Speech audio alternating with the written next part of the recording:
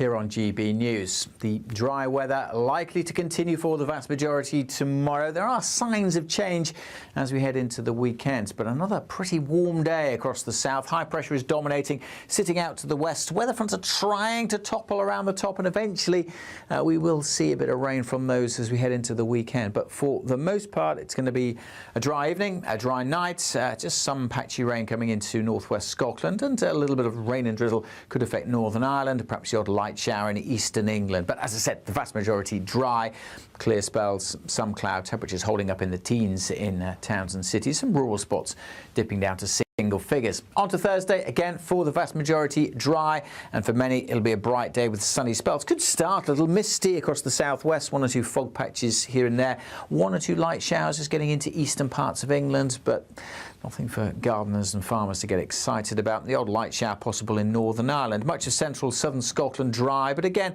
across northern Scotland some thick cloud, a bit murky in places, rain and drizzle likely, especially over the Highlands. As we go through the day, not a great deal of change, still one or two light showers possible over central and the eastern England, but I think the rain, if anything, fizzling out over northern Scotland. Some breaks developing in the cloud here and for Northern Ireland. Sunny spells for much of England and Wales, and temperatures a little higher perhaps than today, 28, 29, perhaps 30 Celsius across the south, and warmer than today in the east as well, especially where it does turn sunnier. A bit more cloud and showery rain coming into western Scotland. The breeze just started to change direction, coming more in from the west here on Friday. Again elsewhere, one or two light showers possible, but the vast majority dry and bright, and more likely to get up to 30 Celsius across the south. It will turn cooler with a little rain in places as we go through this weekend. Today's outlook: cool, calm and completely horizontal. Boxed Aircon sponsors the weather on GB News. What would you do with £60,000 cash? What would you do with a real gold bar? Well, both have to be won in our Golden Summer celebration. First, there's £60,000 in tax-free cash to bolster your bank account this year. Plus, we'll also give you a fine gold bar worth over £5,000. For a chance to win, text GOLD to 63225. One entry costs £2.50 plus one standard network rate message, or text BONUS to 63225. 5 entries cost £5 plus one standard network rate message. Go to gbnews.com/win. Entry start at £2.50. Call 0903 686 3232. Calls cost £2.50 plus your network access charge. Or post your name and number to GB22 PO Box 8690 Derby DE1 9TT. UK only. Entrance must be 18 or over. Lines close at 4 p.m. on the 21st of August. This is a network giveaway. Entries will be pooled. Please check the closing time if listening or watching on demand. At GB News, we love to hear from you, our loyal community. So drop us a line at gbnews.com/yoursay. There you can talk to each other and also to the presenters live on air. gbnews.com/yoursay, because GB News is your channel, Britain's news channel. From the school run to the home run, watch a new show for all of Britain. He can say whatever he wants. A straight-talking show where all voices are heard. And, you know, when are we going to stop talking about smashing the gangs and actually do it? With the stories that matter from every part of our country. There's a bit of a crash landing there for your Chancellor. Bold, fearless and standing up for you. That's me, Martin Daubney, 3 p.m. till 6 p.m, weekdays, here only on GB News. The People's Channel, Britain's news channel. Join me, Nana Akwe, for an informative, interactive news programme with a difference. It's fun. No, he didn't say that, Dave. I'm so surprised. I think there's an element of truth to that. Join me from 3 p.m. every weekend, only on GB News, Britain's news channel. Britain is not just a geographical expression. We are a people bound together by history and culture that are distinctively British. Join me to celebrate our music, theatre, artworks and literature, which we can explore and enjoy together. Everybody's welcome. Sunday with Michael Portillo. Every Sunday at 11 a.m. on GB News, the People's Channel, Britain's news channel. Breaking news, live updates, stories that matter. From the heart of the GB newsroom to every corner of Britain, with our team of dedicated journalists across the UK. GB News bulletins are there to deliver the latest news that matters to you. Bulletins on GB News, the People's Channel, Britain's news channel. The GB News audience is different, it's unique, because they see through the nonsense. We want to debate with each other, we want to listen and maybe learn. We have a chat. That's what we do. We try and have a chat. They'll watch my programme while they're eating their tea, they'll watch breakfast while they're busy getting their kids ready for school. We want to hear what matters to you, what is news for you. And what's brought you out here today? What are the biggest issues affecting this particular area? The audience are the best thing about GB News. Their friends, their family. They're people who need to have their voices heard. They're passionate about the channel, they're passionate about what they believe in. The one thing about GB News is you get a chance to speak. Talk to me about why so many people have gathered here today. Do you want to say something back in return? The GB News audience is what makes GB News special. It's incredible to see. They shape our programmes, they shape our output, and they shape our channel. That's what makes us the fearless champion of Britain.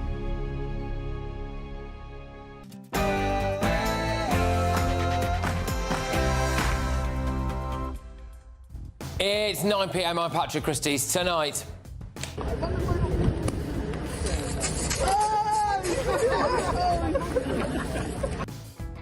Yeah, the early release scheme strikes again. Labour is set to release 2 of the killers of PC Harper early, but at least Labour can laugh about it.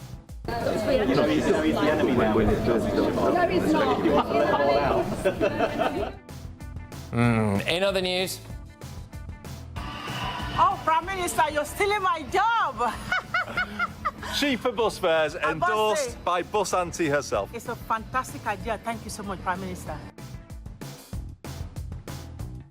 Andy Burnham's economic plans are already being slaughtered and...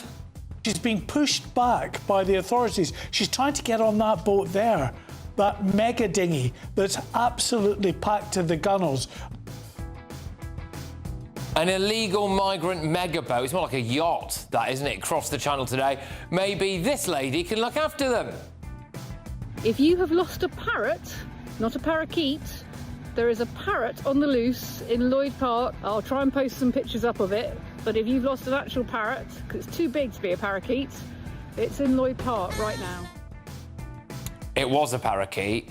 Idiotic Labour MP Stella Creasy has made a fool of herself, not for the first time. Also...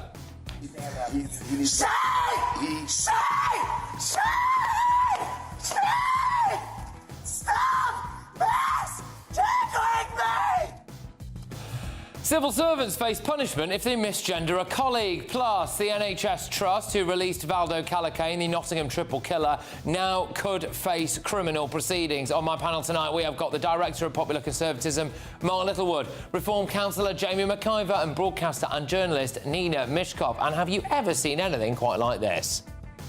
I'm on Highway 56. Are you calling about a bear? Yes. Yeah. Yes, it's on the power pole. Yeah, it's alive. Get ready, Britain. Here we go.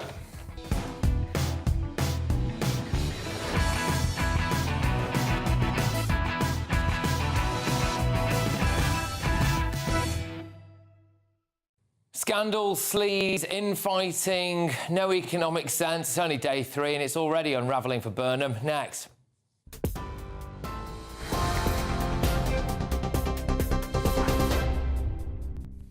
Good evening, it's 2 minutes past 9. I'm Katie Bowen in the GB newsroom. The Times newspaper is reporting tonight that the Prime Minister has ordered prison bosses to pause the prisoner early release scheme after the widow of police officer Andrew Harper said it was deplorable that 2 of his killers are being considered for early release. Andy Burnham said today that the main perpetrator in the killing of PC Harper will not be subject to any early release, but 2 of the other killers, Albert Bowers and Jesse Cole, may still be let out early after being jailed for 13 years for his manslaughter. The Prime Minister also said earlier that he'll review the scheme that aims to create more space in jails and is due to come into force this autumn. Lissy Harper, PC Harper's widow, said that politicians are making decisions from behind a desk that will have real and lasting consequences for victims' families like mine, adding that the British public deserve a justice system they can have faith in. Elsewhere, the Prime Minister says the £2 single bus fare cap in England will be paid for by reprioritising government funds. The total cost of the scheme is expected to be more than £500 million. Transport Secretary Heidi Alexander said she was 100% sure it was fully funded. Yesterday, Andy Burnham told the first meeting of his cabinet that they will be a cost-of-living government. In other news, the new Prime Minister continues to construct his junior ministerial team.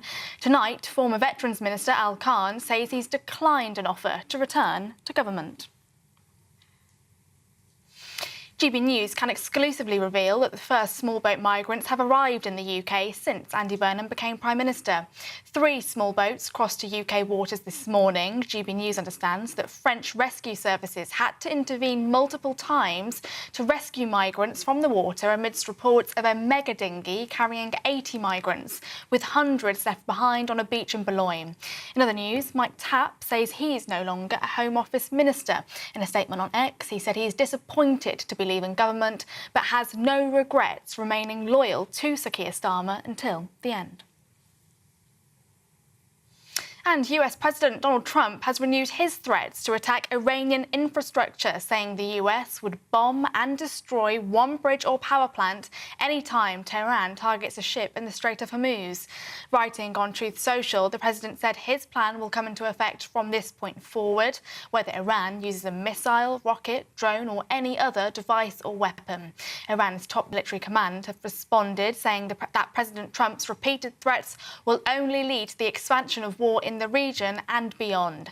It's as the president paid tribute today to US service personnel killed in Iraq and Jordan during a service at Dover Air Base in Delaware. Those are your latest GB News headlines. Now it's back to Patrick. For all the latest from GB News whilst you're on the go, get the GB News app. Scan the QR code now to download or visit gbnews.com/app.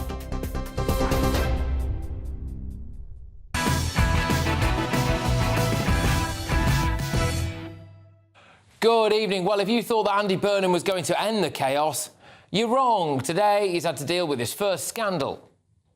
No, he's the enemy now. No, he's not.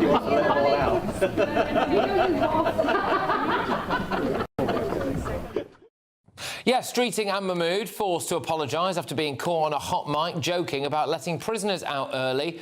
More on that later. His first flagship policy is to reduce VAT on energy bills, supposedly saving people around 45 quid a year.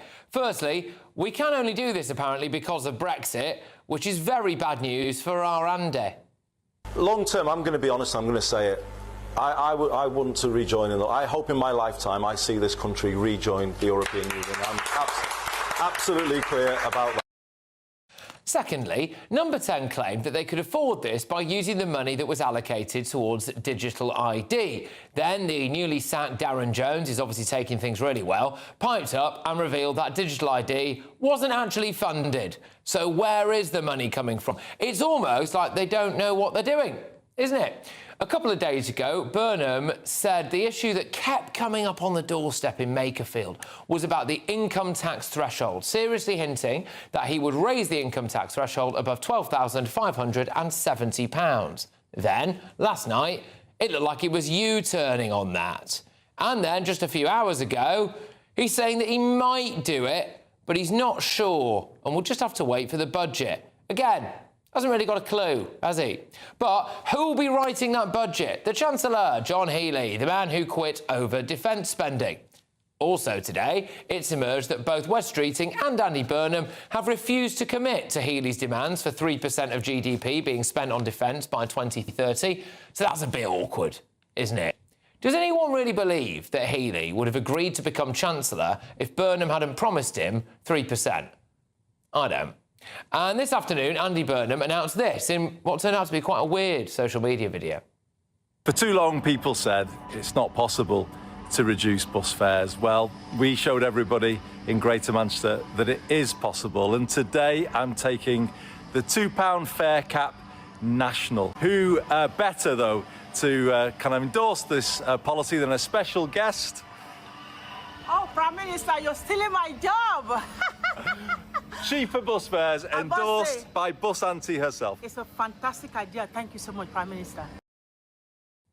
So capping bus fares at £2 is set to cost the taxpayer around £500 million. Apparently the money for that will come from changing international climate finance so that more support is provided as repayable loans instead of grants. Does anyone understand that? I don't really understand that, and I'm pretty sure they've just kind of come up with that on the hoof. But Transport Secretary Heidi Alexander didn't seem to actually know, a bit like me, what any of that meant this morning. Now, it had initially been the intention that that money would be given as grants. So you pay the money to fund a project in a developing country and you don't get that money back.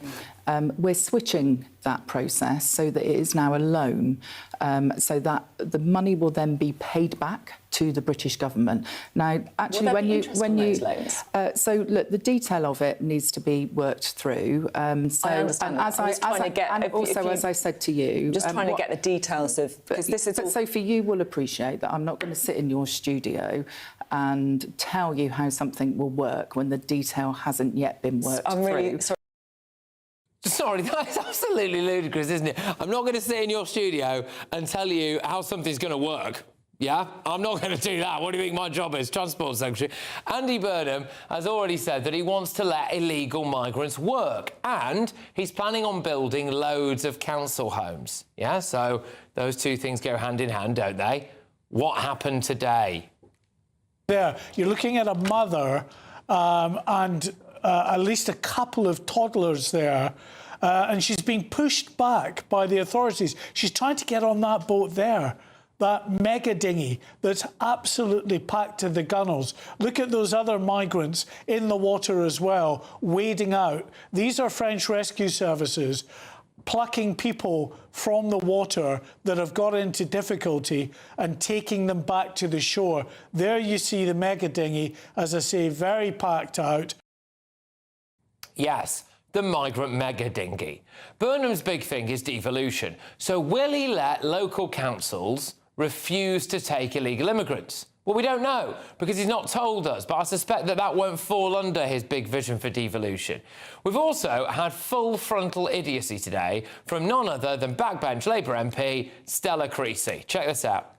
If you have lost a parrot, not a parakeet, there is a parrot on the loose in Lloyd Park. I'll try and post some pictures up of it, but if you've lost an actual parrot, because it's too big to be a parakeet, it's in Lloyd Park right now. Oh, there you go. That was it at the end there. That, Stella, is a parakeet. And there are about 50,000 of them in London. And then she decided, no, this is great, right? Because I thought when everyone started having a massive go at her, and we'll do a bit more on this later because the replies were hilarious, but when everyone started having a massive go at her, I had a little Stella Creasy bingo card that I thought she was going to wheel it off. I thought she was going to try and find a way of maybe making it about misogyny, that people were only having a go at her because she's a woman. She likes to play that particular card. But no, she got the one that was third on my bingo card, which is just to blame the media for her being a bit thick. Seeing a bird that seemed a bit bigger on its own, that seemed quite tame, I thought it might be somebody's parrot. And I thought, I'll do a quick video, see if I can help reunite it with its owner. Nothing more serious than that. Now, it turns out it probably was a parakeet. I can't believe that that's actually news, but apparently so. But it does trouble me that a lot of people say to me, I wouldn't want to do your job because of the abuse, because of the constant negativity that you face as a Member of Parliament. I will not lose any sleep over the fact I didn't know the difference between a parrot and a parakeet. It's been a learning opportunity for me. But I will worry about our democracy and our public life if we make it impossible for normal people who don't know everything about everything to be able to be part of it. And that's the real story here. No, I think the story is that you really look like a bit of an idiot. actually. So, we are 3 days in. We've had U-turns, flip-flopping, infighting, scandal, cat-handed policy announcements, loads more illegal migrants, and a display of exactly how thick certain members of Parliament really are. It's exactly the same as Keir Starmer's regime, isn't it? But here's the rub. I bet you that Andy Burnham is going to have to raise your taxes to pay for stuff. People will realise very quickly that things could actually get quite a lot worse. Let's get the thoughts from our panel this evening. Director of Popular Conservatism, Mark Littlewood, Reform UK Councillor for Essex County Council, Jamie McIver, broadcaster and journalist, Nina Mishkov. Right, Mark, OK, so... yeah, I mean, it's been a pretty kind of flip-floppy sort of day, really, already, announcing a couple of policies that don't seem to be funded, and they don't... I mean, as you literally heard the Transport Secretary say there, they do not have the plan for yet. Yeah. Yeah, reality comes at you fast, doesn't it? And in the case of this administration, it comes at you so fast it's a bit like being hit in the face by a brick. I mean, I think in his first speech he talked about a new economic strategy, which doesn't appear to be new, doesn't appear to be based on economics, and doesn't appear to be strategic. Here is the big problem. For all Andy Burnham's charm and personability and, you know, lovely eyelashes and the rest, there is no apparent strategy here. At all. So we are just getting tactical announcements one at a time. Oh, should we abandon this ID card scheme? Oh, yeah, we probably should. Oh, well, then can we cut, you know, lecky bills? Oh, yes, maybe. Oh, no, sorry, actually, the spreadsheet doesn't tally. There is no underlying strategy at all. Andy Burnham doesn't think there's anything fundamentally wrong in Britain. He thinks that a bit of spit and polish, a little bit of a tweak, a small turn of the dial, and with his sort of hopey, changey rhetoric, everything will be fine. He and we are about to find out very fast that that is not the case. We are dripping red on the ledger in terms of the state of public finances. Tax is at its highest since the end of the Second World War. We are probably at the maximum taxable capacity of the economy now. Haven't heard a word about what he's going to do about immigration. Haven't heard a word or a single idea of a budgeted plan that he's going to axe. The digital ID cards thing was not budgeted. I am expecting us to go slowly from bad to worse, I'm afraid. Well, today's front pages were awash with various different reports about him having to hike taxes, tax.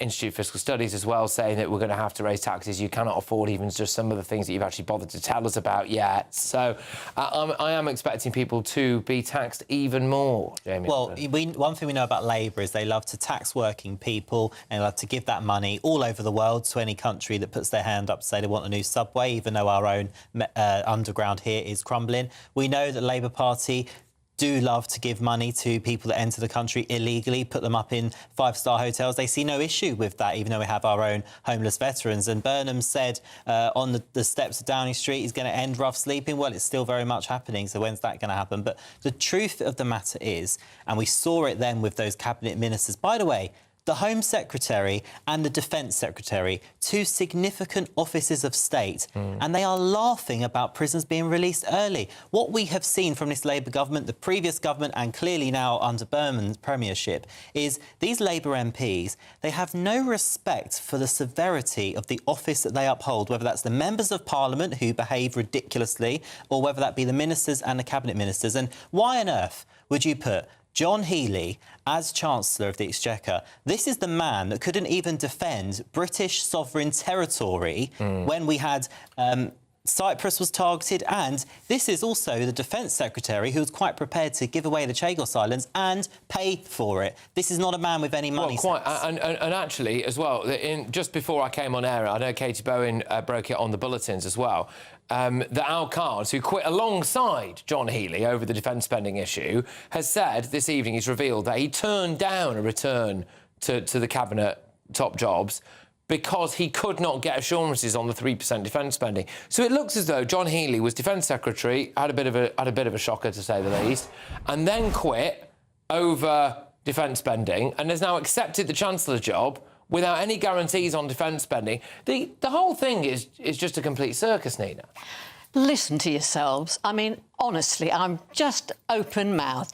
This is day 3, for God's sake, and what do you expect to happen? You know, when Keir Starmer said, everybody said, well, you can't change things you know, in 2 seconds. You're expecting announcements left, right and centre. You're expecting this, that and the other. It is day 3. That's ridiculous. And I disagree with Mark in that he has no... I think it was Mark who said there was no plans for immigration. The fact that he has retained Shabana Mahmood, one of the very few people from Keir Starmer's government, in that position means that her attitude and her grip, which is pretty firm on the subject, is to continue. And you have to take heart from that. But this idea that the Labour government aren't worried about immigration, of course they're worried about immigration. They are. That's why I say she's been retained. But everything else, you know, you can't expect miracles. And you know, he hasn't had a budget yet.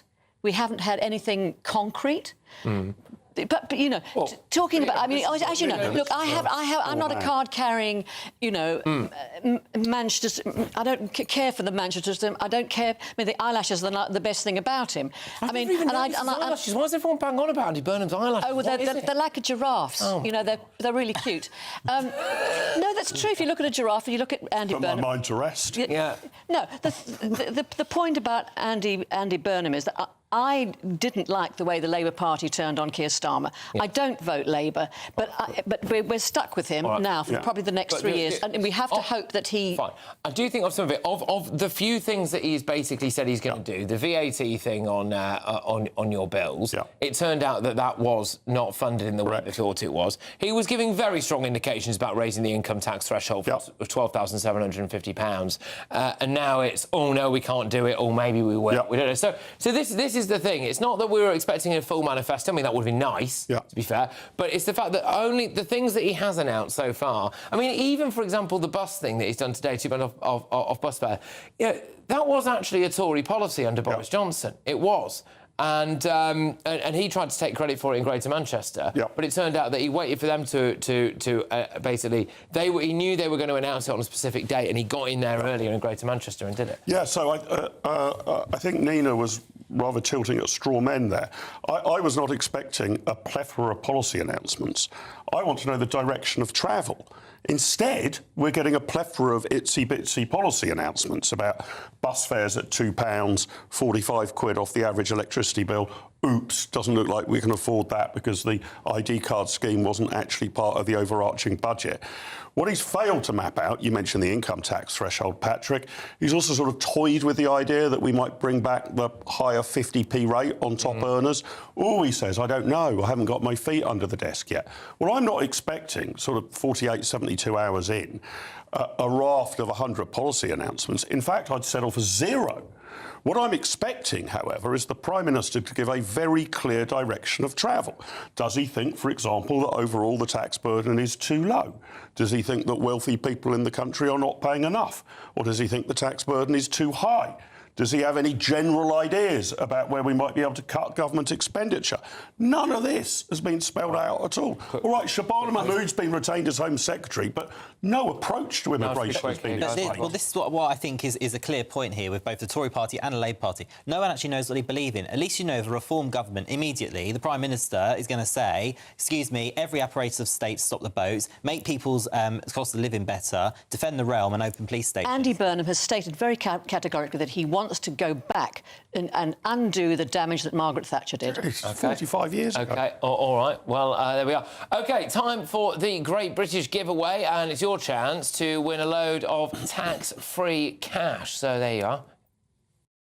What would you do with £60,000 cash? What would you do with a real gold bar? Well, both have to be won in our Golden Summer celebration. First, there's £60,000 in tax-free cash to bolster your bank account this year. You could spend it on treats, splash out on the family, or just save it for a rainy day. It's entirely up to you. Plus, we'll also give you a fine gold bar worth over £5,000. That's genuine gold that you could gift to a loved one or just lock up in your own personal vault. The gold and the cash really could be yours. For a chance to win £60,000 in tax-free cash and a real gold bar, text GOLD to 63225. One entry costs £2.50 plus one standard network rate message, or text BONUS to 63225. 5 entries cost £5 plus 1 standard network rate message. Go to gbnews.com/win. Entry start at £2.50. Call 0903 686 3232. Calls cost £2.50 plus your network access charge. Or post your name and number to GB22 PO Box 8690 Derby DE1 9TT. UK only. Entrance must be 18 or over. Lines close at 4 p.m. on the 21st of August. This is a network giveaway. Entries will be pulled. Please check the closing time if listening or watching on demand. Good luck.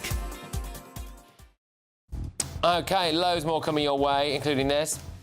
I now have my own life sentence to bear, and believe me when I say it will be a much more painful, soul-destroying and treacherous journey than anyone facing a meagre number of years in prison will experience. Yes, I think it's the big story of the day, this, really. 2 of PC Harper's killers, who is the heroic police officer who was killed in the line of duty, are set to be freed under this Labour government's early release scheme. Are we witnessing an absolute travesty of justice here? Will Andy Burnham stop it? But before that, should civil servants really face sanctions if they misgender their colleagues? That's next.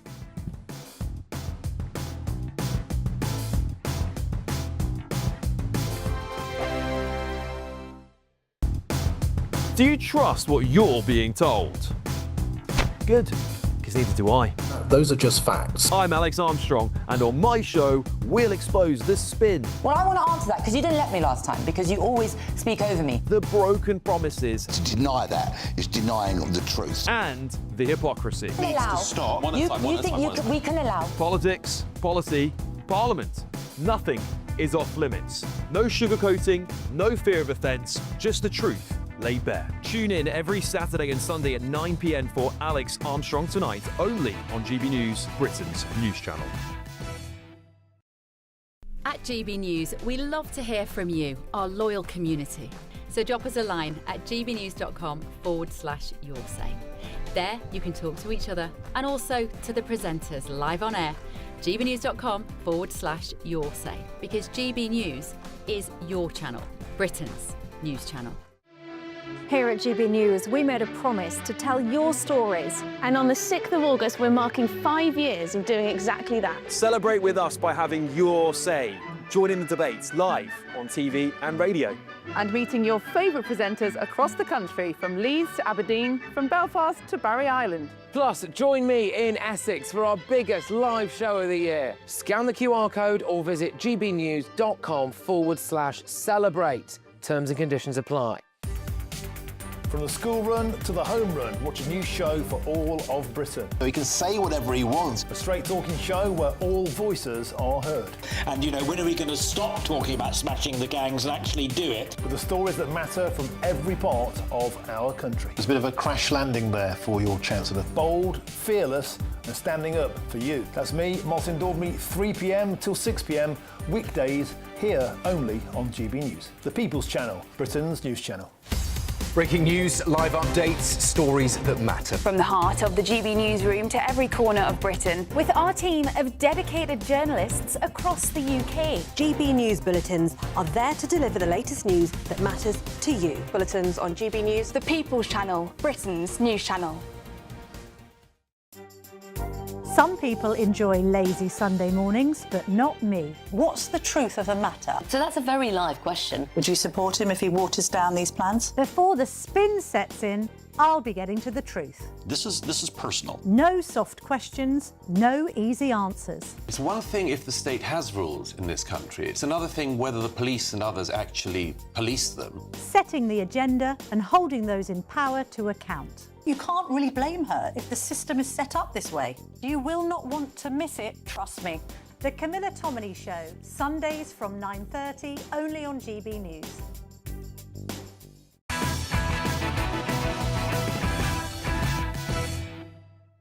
Welcome back to Patrick Christys Tonight. Should civil servants face sanctions if they misgender their colleagues? It's time for the head-to-head. Well, leaked Whitehall guidance has revealed that civil servants could be punished if they fail to use a transgender colleague's preferred pronouns or gender. Yes, the Cabinet Office document warns that deliberate dead-naming or misgendering to deny, mock or invalidate a trans person could be investigated as a potential misconduct. Dead naming, by the way, I believe, is when you use someone's former name. So if I went from Patrick to Patricia and you insisted on calling me Patrick, you would be dead naming me. It also states that officials should determine whether a civil servant's failure to use a colleague's preferred pronouns was deliberate or the result of a neurodivergent condition or memory issue. There is a glimmer of hope, though, in the leaked document. Almost a year after the Supreme Court's landmark ruling on sex, trans civil servants have finally been told that they must use the toilet based on their biological sex. So tonight I'm asking, look, should civil servants really face sanctions if they misgender a trans colleague? Going head-to-head on this now, former Lib Dem councillor Matthew Hulbert and founder of Fair Cop, Harry Miller. Thank you very much, chaps. I hope I've not misgendered anyone there. Harry, I'll start with you. Should they be sanctioned if they accidentally called you Harriet or something? No, they should not be sanctioned at all. And not only that, it's not about whether you accidentally misgender somebody. I would purposefully not use the gender. I will always use the gender that relates to their sex, because gender ideology, it's make-believe. And if you want to go make-believe, that's absolutely fine. Do it on your own time. Don't do it on council's time. Don't make me play your silly games, because I'm not going to do it. If you're a bloke, you're a bloke. If your name's Kevin and you suddenly one day waft in wearing a dress and announce that your name is Scylla, I'm going to call you Kevin and I'm going to call you he. I'm not going to get sucked into your ridiculous make-believe. This needs to be removed from the arena of kindness back into the arena of reality, because what you are pretending to be is simply not real. It may give you a degree of comfort, but it makes the rest of us feel incredibly awkward, and we're not playing along. OK, go on then, Matthew, your views? Hi, Patrick. Good to be with you this evening. Thank you. Look, I think this is just about basic respect and basic courtesy. So, for example, you know, my name's Matthew, you're calling me Matthew.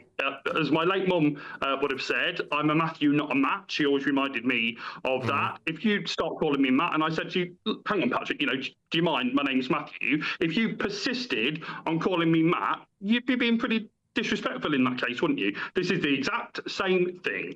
All people are asking is that you use their preferred pronouns, and that's about dignity and respect. And Harry might not be bothered about that, but I am. OK, Harry? Yeah, it's not about dignity and respect, is it? It's about forcing people to use the language of a political ideology. It's like forcing everybody to refer to you as comrade.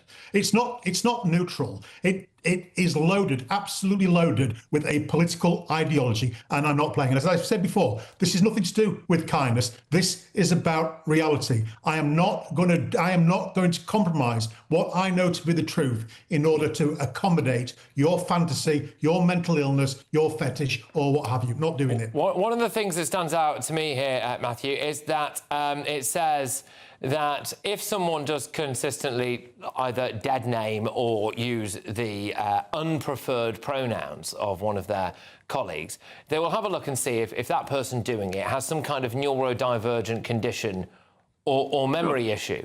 But in this case, the neurodivergent condition would just be being able to tell biological reality, wouldn't it? Well, it wouldn't, and I've given this example on your network before, and I'm going to use it now. So I've known that I was a gay man since I was about 13 or 14. You know who you're attracted to. I just knew that was the case. It wasn't a choice by me. I just knew that it was who I was. Using Harry's logic, and apparently yours as well, Patrick, I can't know that about myself because society says that's not the norm, that's not the regular. So Matthew, you can't be a gay man, and we're going to say that you're straight, even though you're not. That is the same example. These people know themselves. These people know themselves to have been born into the wrong body. Imagine the trauma that must bring them. You want to add to that trauma with your discrimination, and I'm calling it out on this channel. Okay. You should be ashamed. Yeah. Well, firstly, just on that, I'm not going to be ashamed, because I don't think that, you know, just someone who decides that they want to identify as whatever they should identify means that I have to buy into that. I mean, we have seen cases, for example, with children. So am I not gay? Where they not? I don't think it's got anything to do with whether or not you're gay. No, I don't know why you're taking that line of approach on this. No one said anything about that. No one's ever said anything about that. Patrick, just listen for just 1 second. No, sorry, there's a big difference. Sorry, Matthew, there's a big difference between you saying you're gay and then being attracted to men, which is obviously fine, and I've got loads of gay friends and all of this. I've got gay relatives, right? Okay. So you think it's their choice? But you're not a woman, though, are you? So that's the big difference. No. But what I'm saying, no, but Patrick, what I'm saying so there is a difference there. I'm not denying your reality as a gay man. I would be denying your reality as a woman if you were identifying as a woman. Those are two completely different things. You're comparing apples to oranges. I'm not. What I'm saying to you is that it wasn't my choice to be gay. It's just what my brain and my heart and my soul and my physiology told me that I was. And having worked with trans people when I was chair of the LGBT Centre in Leicester for many years, all these Patrick, are people who want to get through their day, you know, as normal human beings, without discrimination and without being spat on the bus and without being shouted at. By people who have the same views, apparently, as you and this other guy. Right, OK. Never spat at anyone on the bus, and I would step in if I saw anyone getting spat on the bus, by the way. But just, Harry, I'll let you come back to this, really. You know, is what Matthew's saying there true, that basically it's the same thing? Look, you wouldn't go around telling someone in the office, you're not really gay, you are straight. Are we in the same territory here or not?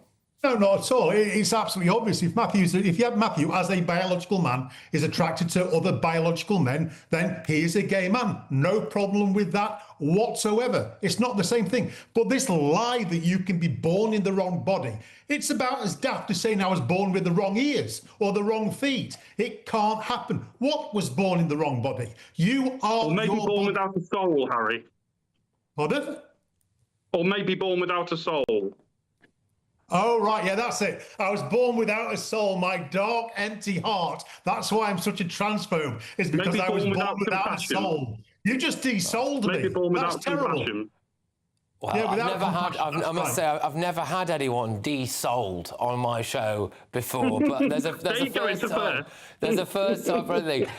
You've just dead-sold him. But there we go. Right, on that point, I think we'll move on. Look, thank you very much. I know it's a contentious issue, but I do appreciate you coming on and talking about it. Former Lib Dem councillor there, Matthew Holber, and founder of Fair Cop, Harry Miller. Right, Cabinet Office spokesman said departments are expected to update their own HR policies, and these are currently under review. This guidance supports them to do that, and it would be inappropriate to comment whilst this is ongoing. OK, coming up, look, very serious story this.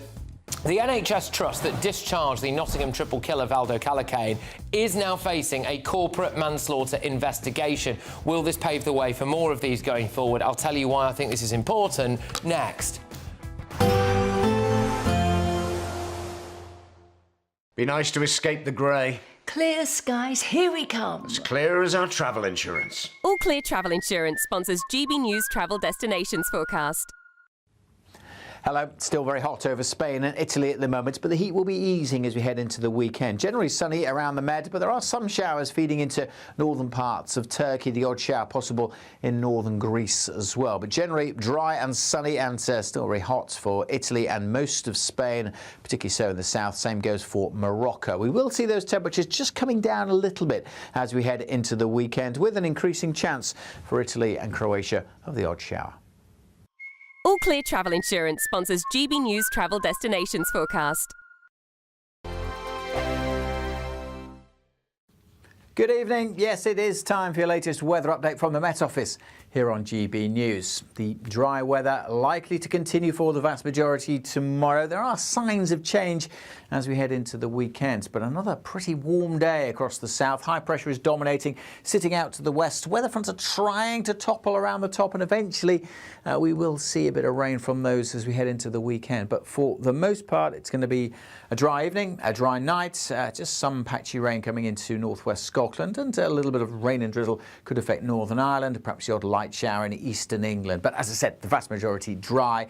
Clear spells, some cloud, temperatures holding up in the teens in towns and cities, some rural spots dipping down to single figures. On to Thursday, again, for the vast majority, dry, and for many it'll be a bright day with sunny spells. Could start a little misty across the southwest, 1 or 2 fog patches here and there, 1 or 2 light showers just getting into eastern parts of England, but nothing for gardeners and farmers to get excited about. The odd light shower possible in Northern Ireland. Much of central southern Scotland dry, but again, across northern Scotland, some thick cloud, a bit murky in places. Rain and drizzle likely, especially over the Highlands. As we go through the day, not a great deal of change. Still 1 or 2 light showers possible over central and the eastern England. But I think the rain, if anything, fizzling out over northern Scotland. Some breaks developing in the cloud here and for Northern Ireland. Sunny spells for much of England and Wales, and temperatures a little higher perhaps than today, 28, 29, perhaps 30 Celsius across the south, and warmer than today in the east as well, especially where it does turn sunnier. A bit more cloud and showery rain coming into western Scotland. The breeze just started to change direction, coming more in from the west here on Friday. Again, elsewhere, 1 or 2 light showers possible, but the vast majority dry and bright, and more likely to get up to 30 Celsius across the south. It will turn cooler with a little rain in places as we go through this weekend. You want to know what's really going on in the corridors of power? Labour don't know what to do with you half the time, and that makes you quite lethal in the chamber. Get behind the headlines with Chopper's political podcast. Join me, Christopher Hope, as I sit down with the great and the good of British politics. We'll see where this ruling takes us. These are the stories shaping our nation. Chopper's political podcast, available now on all platforms. Listen in and stay ahead.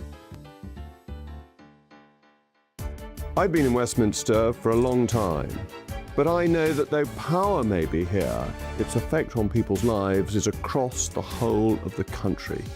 We may be where rules are made, but it's where they're implemented that matters. Join me, Jacob Rees-Mogg, for forthright and frank discussion on where Britain has come from, where it's going, and where it will end up. That's State of the Nation, Monday to Thursday, 8 to 9 o'clock. Vox Populi, Vox Dei.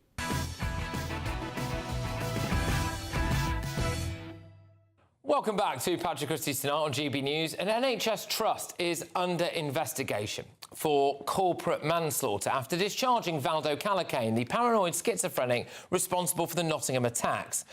Despite his history of violence and 4 previous detentions between 2020 and 2022, the 34-year-old was then allowed out when he proceeded to fatally stab Ian Coates, a 65-year-old school caretaker, and 19-year-old university students Grace O'Malley Kumar and Barnaby Webber in June 2023. He also attempted to kill 3 pedestrians who suffered serious injuries by mowing them down with a van. A public inquiry was told the Nottinghamshire Healthcare NHS Foundation Trust discharged Calacane in 2022 because he failed to turn up for appointments and healthcare workers had lost him. So, I mean, that's just not a reason, is it, to discharge anyone because they've gone missing? Anyway, I'm joined now by advisor to the families of the Nottingham attack victims. It's Rad Seeger. Rad, thank you very much. Great to chat to you, albeit, of course, under really sad circumstances. What do you make of this, then? Do you think that this is a good thing, that the NHS Foundation Trust should actually be facing some form of scrutiny here, legal scrutiny? Look, it's a good question, Patrick, and the families, as we can all understand from that awful day back in June 2023, have wanted accountability for what happened. Any of us would want the same, and they've been pushing and pushing and pushing. They won this public inquiry. They've heard all the evidence. Their failures have been admitted. And what they ultimately want to see is anybody who could have prevented these killings, and anybody in this NHS trust, if they could have prevented it, be held fully to account. The families have driven this right from the start, and if this investigation remains in the early stages, and we have to allow the police to do their work, and ultimately this may not cross that very high threshold, Patrick, which we all know is, in the criminal law, it has to be proven basically beyond doubt that people could have prevented this. So, look, we can all understand from the family's perspective that this is something that they want to see. And again, heroically, one of the reasons that they're doing this is because they believe that too many people in the NHS get away with providing poor care, as they did to Callacane in this case, and effectively just get to walk away. So, people approach these things differently, but these families want to see accountability. Yeah, well, right, that's led me on to my next question, because there were some ridiculous aspects that were revealed as a result of this inquest. Things like, he'd refused to take his medication. He was not sectioned at one point, literally just because he was black. If he'd have been white or maybe even Asian, he would have been sectioned, which is again just bonkers. So we've already got that. But you just alluded to it there. In a lot of these big institutions, whether it's the Home Office when they look at approving people who have maybe already got a criminal record abroad or have got wanted for crimes in this country, they approve them, they allow them to stay here.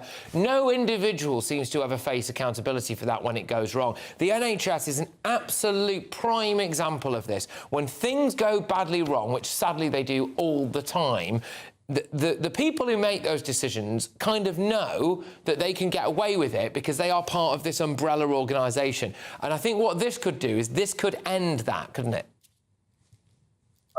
Look, I absolutely agree with that. And just to put that in context, Patrick, this corporate manslaughter legislation has been on the statute books for almost 20 years.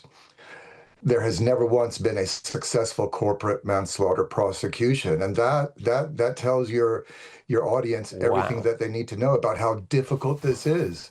But if I know these families, and I know them well, they are determined to set a precedent. And the reason it's so difficult to achieve a successful prosecution is because the prosecution have to basically prove that the board's senior management, there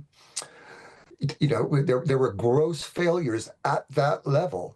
And so they basically, from the treating clinicians right through up to the top of the management, they have to show that these killings could have been prevented beyond basically any doubt. And that's why the CPS, when they come to look at a file, if the police hand a file over to the CPS, they have to decide. Rad. Yeah. Right, thank you very much, Rad. I'm sorry about this, but we are just running out of time for this section, I'm afraid. So you're making some incredible points there, but we're just going to have to move on just for now. But that was Rad Seeger there, who was the advisor to the families of the Nottingham attack victims.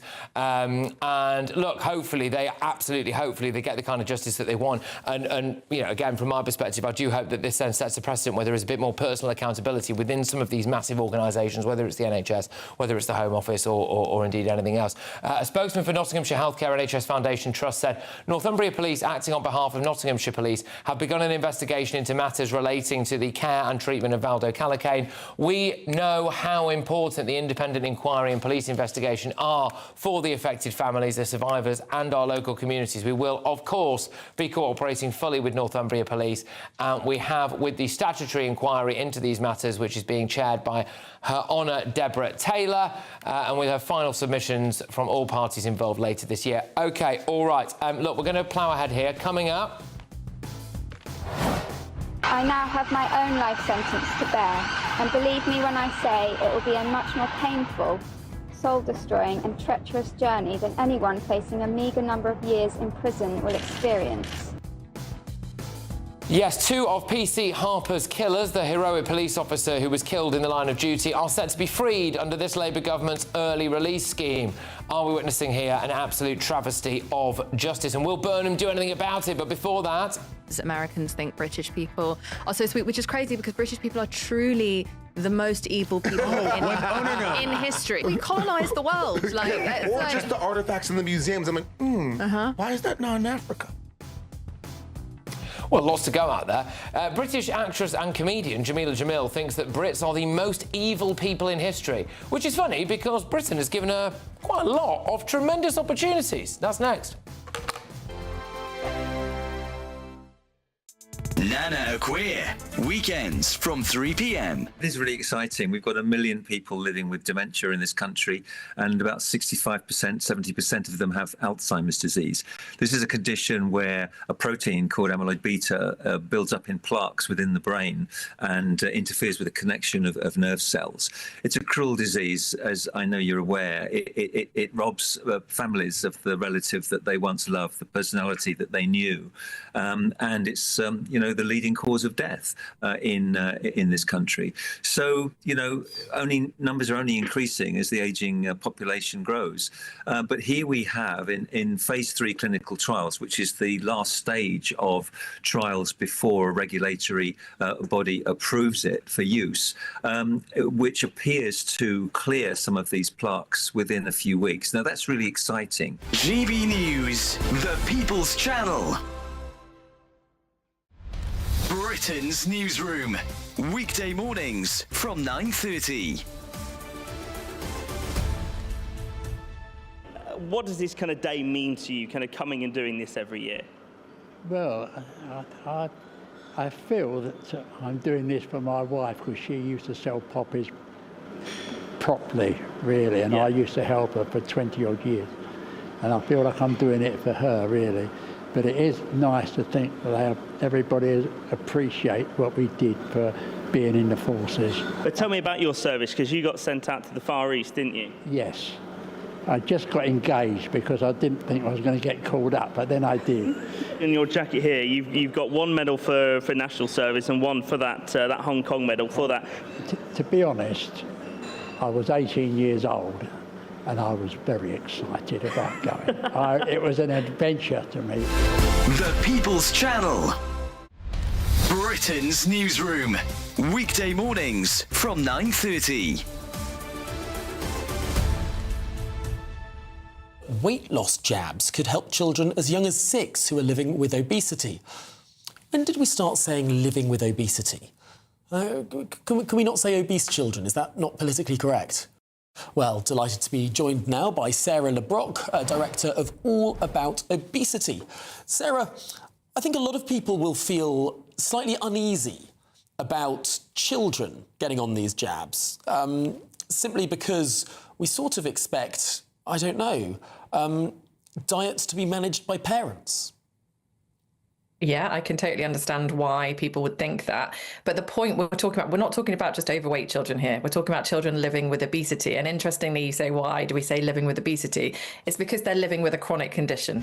GB News, the People's Channel.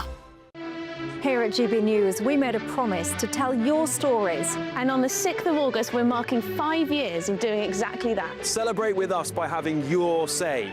Join in the debates live on TV and radio. And meeting your favourite presenters across the country, from Leeds to Aberdeen, from Belfast to Barry Island. Plus, join me in Essex for our biggest live show of the year. Scan the QR code or visit gbnews.com/celebrate. Terms and conditions apply.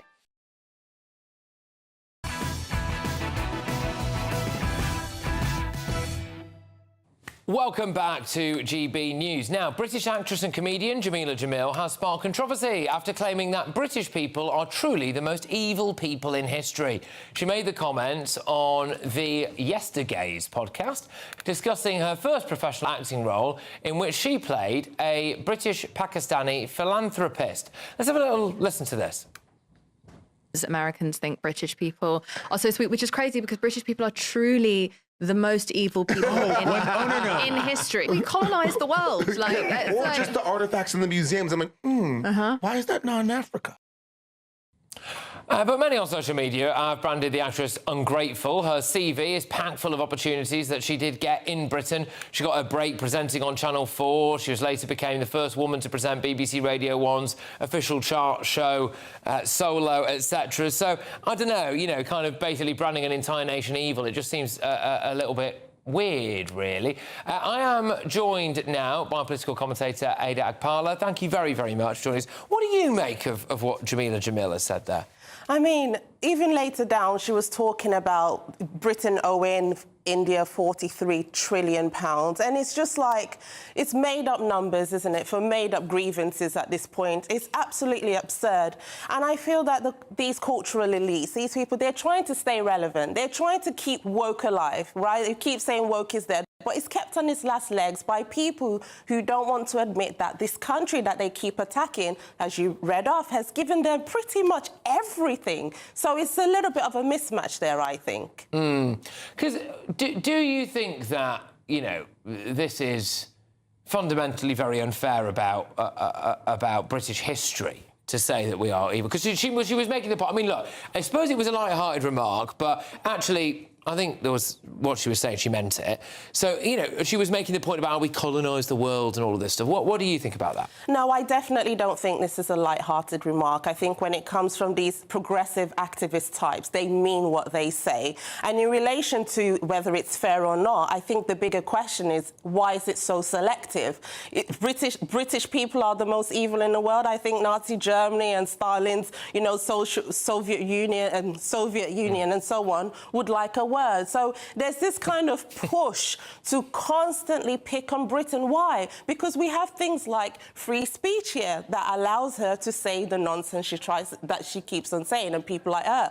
Imagine saying that in other truly evil totalitarian regimes. I don't think she'd be in a job. No, and there are also some very, very evil people knocking it around today, like the Taliban, for example, and various different other groups as well, that I think might be a bit worse than anything that we ever did, really.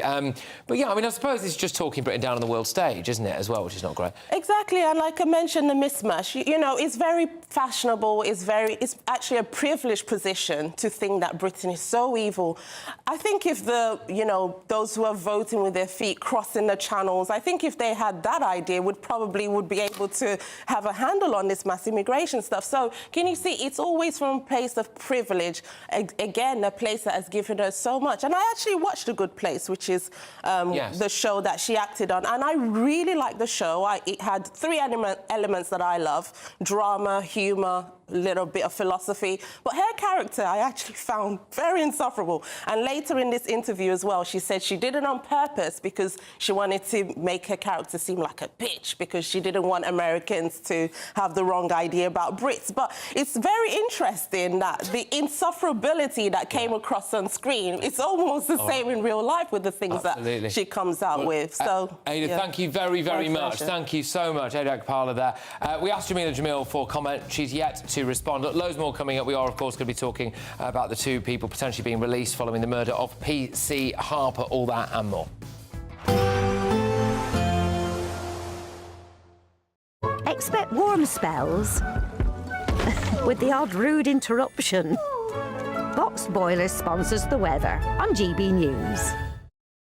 Good evening. Yes, it is time for your latest weather update from the Met Office here on GB News. The dry weather likely to continue for the vast majority tomorrow. There are signs of change as we head into the weekend, but another pretty warm day across the south. High pressure is dominating, sitting out to the west. Weather fronts are trying to topple around the top, and eventually we will see a bit of rain from those as we head into the weekend. But for the most part, it's going to be a dry evening, a dry night, just some patchy rain coming into northwest Scotland, and a little bit of rain and drizzle could affect Northern Ireland, perhaps the odd light shower in eastern England. But as I said, the vast majority dry, clear spells, some cloud, temperatures holding up in the teens in towns and cities, some rural spots dipping down to single figures. On to Thursday, again, for the vast majority dry, and for many it'll be a bright day with sunny spells. Could start a little misty across the southwest, one or two fog patches here and there, one or two light showers just getting into eastern parts of England, but nothing for gardeners and farmers to get excited about. The odd light shower possible in Northern Ireland. Much of central southern Scotland dry, but again,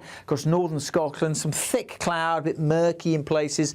Rain and drizzle likely, especially over the Highlands. As we go through the day, not a great deal of change. Still one or two light showers possible over central and the eastern England. But I think the The rain, if anything, fizzling out over northern Scotland. Some breaks developing in the cloud here and for Northern Ireland. Sunny spells for much of England and Wales. And temperatures a little higher perhaps than today, 28, 29, perhaps 30 Celsius across the south, and warmer than today in the east as well, especially where it does turn sunnier. A bit more cloud and showery rain coming into western Scotland. The breeze just started to change direction, coming more in from the west here on Friday. Again, elsewhere, one or two light showers possible, but the vast majority dry and bright, and more likely to get up to 30 Celsius across the south. It will turn cooler with a little rain in places as we go through this weekend. Expect warm spells with the odd rude. We're celebrating a golden summer with your chance to win a real gold bar. That's right, a fine gold bullion bar worth over £5,000 could be yours. We're also going to make sure your finances are fabulous with £60,000 in tax-free cash. For a chance to win, text GOLD to 63225. One entry costs £2.50 plus one standard network rate message, or text BONUS to 63225. 5 entries cost £5 plus one standard network rate message. Go to gbnews.com/win. Entry start at £2.50. Call 0903 686 3232. Calls cost £2.50 plus your network access charge. Or post your name and number to GB22 PO Box 8690 Derby DE1 9TT. UK only. Entrance must be 18 or over. Lines close at 4 p.m. on the 21st of August. This is a network giveaway. Entries will be pooled. Please check the closing time if listening or watching on demand. Good luck. I've been in Westminster for a long time, but I know that though power may be here, its effect on people's lives is across the whole of the country. We may be where rules are made, but it's where they're implemented that matters. Join me, Jacob Rees-Mogg, for forthright and frank discussion on where Britain has come from, where it's going, and where it will end up. That's State of the Nation, Monday to Thursday, 8 to 9 o'clock. Vox Populi, Vox Dei. Join me, Nana Okoye, for an informative, interactive news programme with a difference. It's fun. No, you didn't say that, Dave. I'm so surprised. I think there's an element of truth to that. Join me from 3 p.m. every weekend, only on GB News, Britain's news channel. Welcome to Free Speech Nation with me, Josh Howard. This is the show where each week we see what's happening in the world of culture, current affairs and politics. First we'll say, welcome to the UK. Oh, thank you. And we're not afraid to use our free speech so that you can use yours. It's not controversial in the slightest to anyone who hasn't lost their mind. Free Speech Nation, Sunday nights at 7 p.m. Only on GB News, the People's Channel, Britain's news channel. 5 hosts, 5 opinions, 5 fearless debates, 5 unfiltered takes on the day's news. 5 reasons not to be anywhere else on Saturday night. This is the Saturday 5. You got me.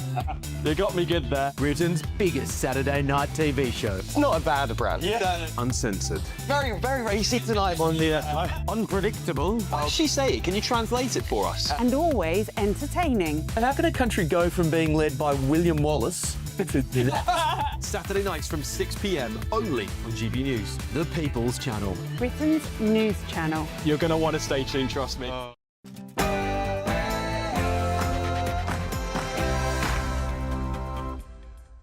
It's 10 p.m. I'm Patrick Christys. Tonight.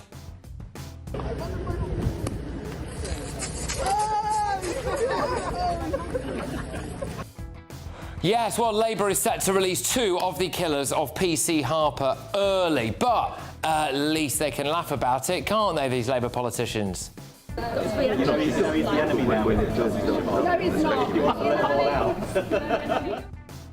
Well, in other news... She's being pushed back by the authorities. She's trying to get on that boat there, that mega dinghy that's absolutely packed to the gunnels. Right, it's an illegal migrant megaboat crossing the English Channel today. Maybe this lady can look after them. If you have lost a parrot, not a parakeet, there is a parrot on the loose in Lloyd Park. I'll try and post some pictures up of it, but if you've lost an actual parrot, because it's too big to be a parakeet, it's in Lloyd Park right now. Yep, that's just a parakeet, actually, Stella. Idiotic and hyper-woke Labour MP Stella Christys has made a fool of herself. Also... Well,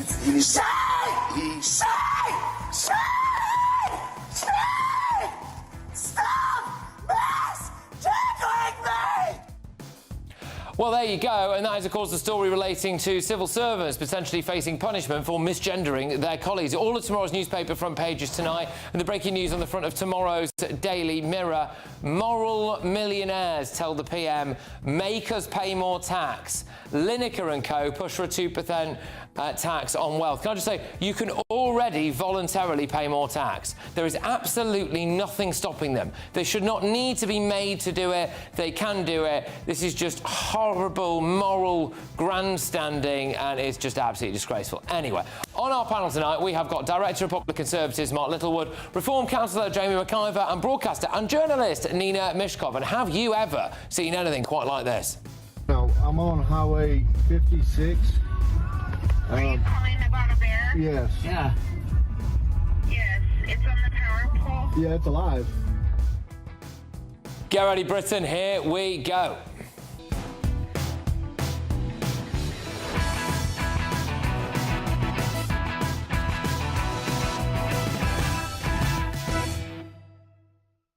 We need to fight this appalling miscarriage of justice. Next.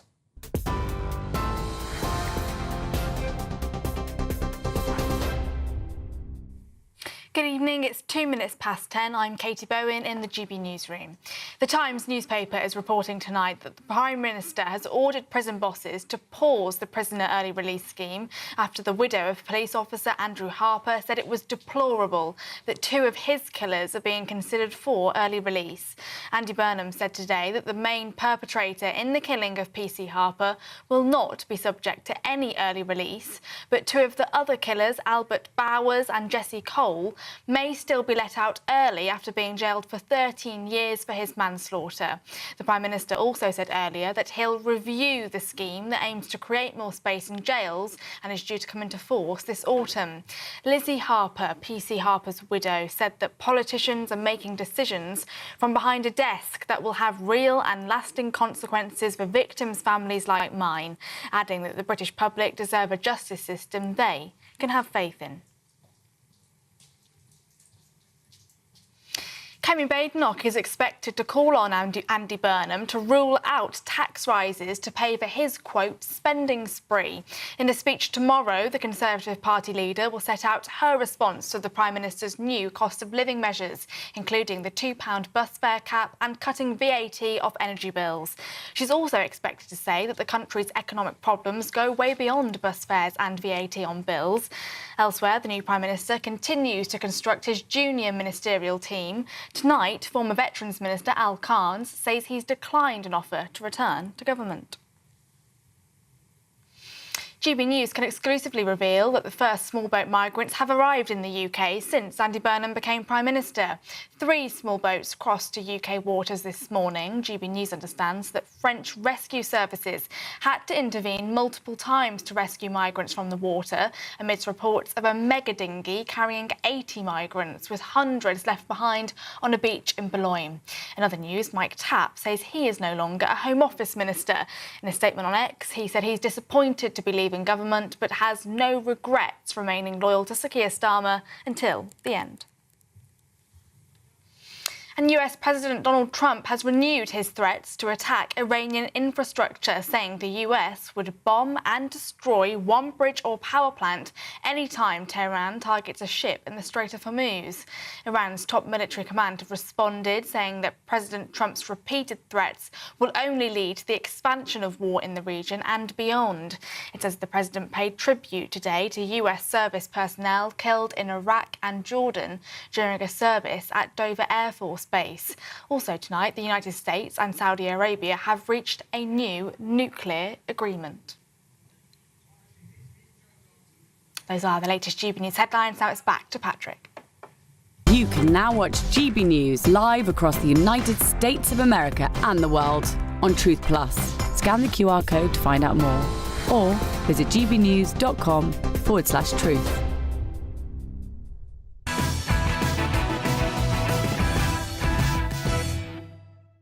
Good evening. We are witnessing an absolute travesty of justice. 2 of the killers of brave, heroic PC Andrew Harper are eligible for immediate release from prison after serving just 6 years behind bars.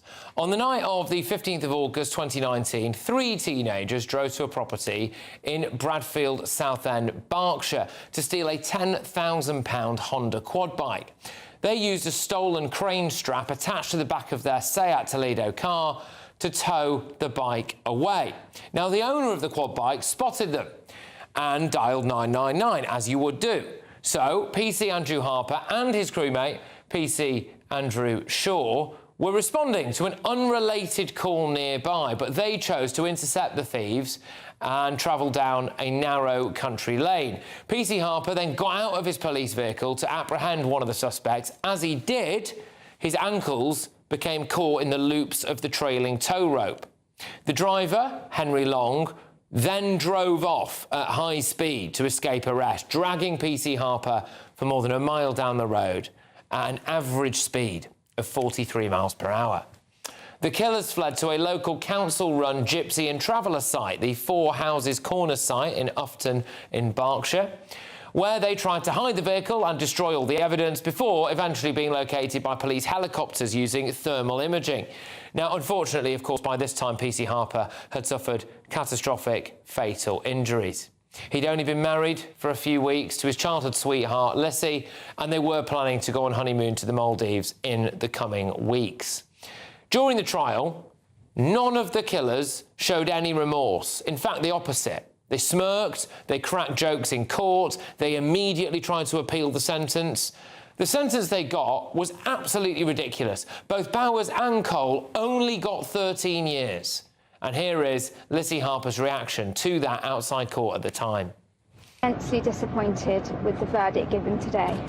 I have my own life sentence to bear, and believe me when I say it will be a much more painful, soul-destroying and treacherous journey than anyone facing a meagre number of years in prison will experience.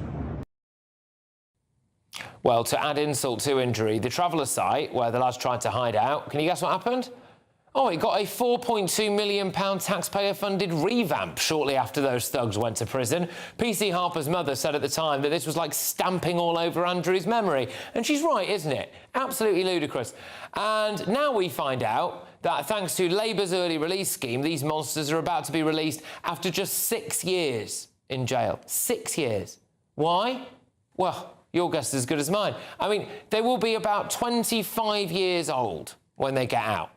They'll be able to go on, have families, enjoy holidays abroad, build a life. PC Harper won't. He can't, can he? His wife and mother and wider family, they all have a life sentence. Now, I want to know how other police officers feel about this. Police officers in Britain right now, you can find yourself up for a murder charge if you shoot a gangland killer who drives a car at you. That's happened. You are made to take anti-racism courses, then you're forced to say how you feel about those courses, and if you say you didn't like it, you can get sacked. You can be dragged to death behind a car shortly after your wedding day, and your killers, who don't show any remorse, are back out on the streets, potentially, within 6 years. PC Harper's family secured Harper's Law, which means that anyone who kills an emergency worker whilst they're on active duty will get a mandatory life sentence. But that doesn't apply to these thugs because it came in, obviously, after they committed their crime. Andy Burnham has now said that he'll review it and the whole early release scheme as well. But I don't think it takes much to review, is it? I mean, is there really much to review? Surely you can just block it.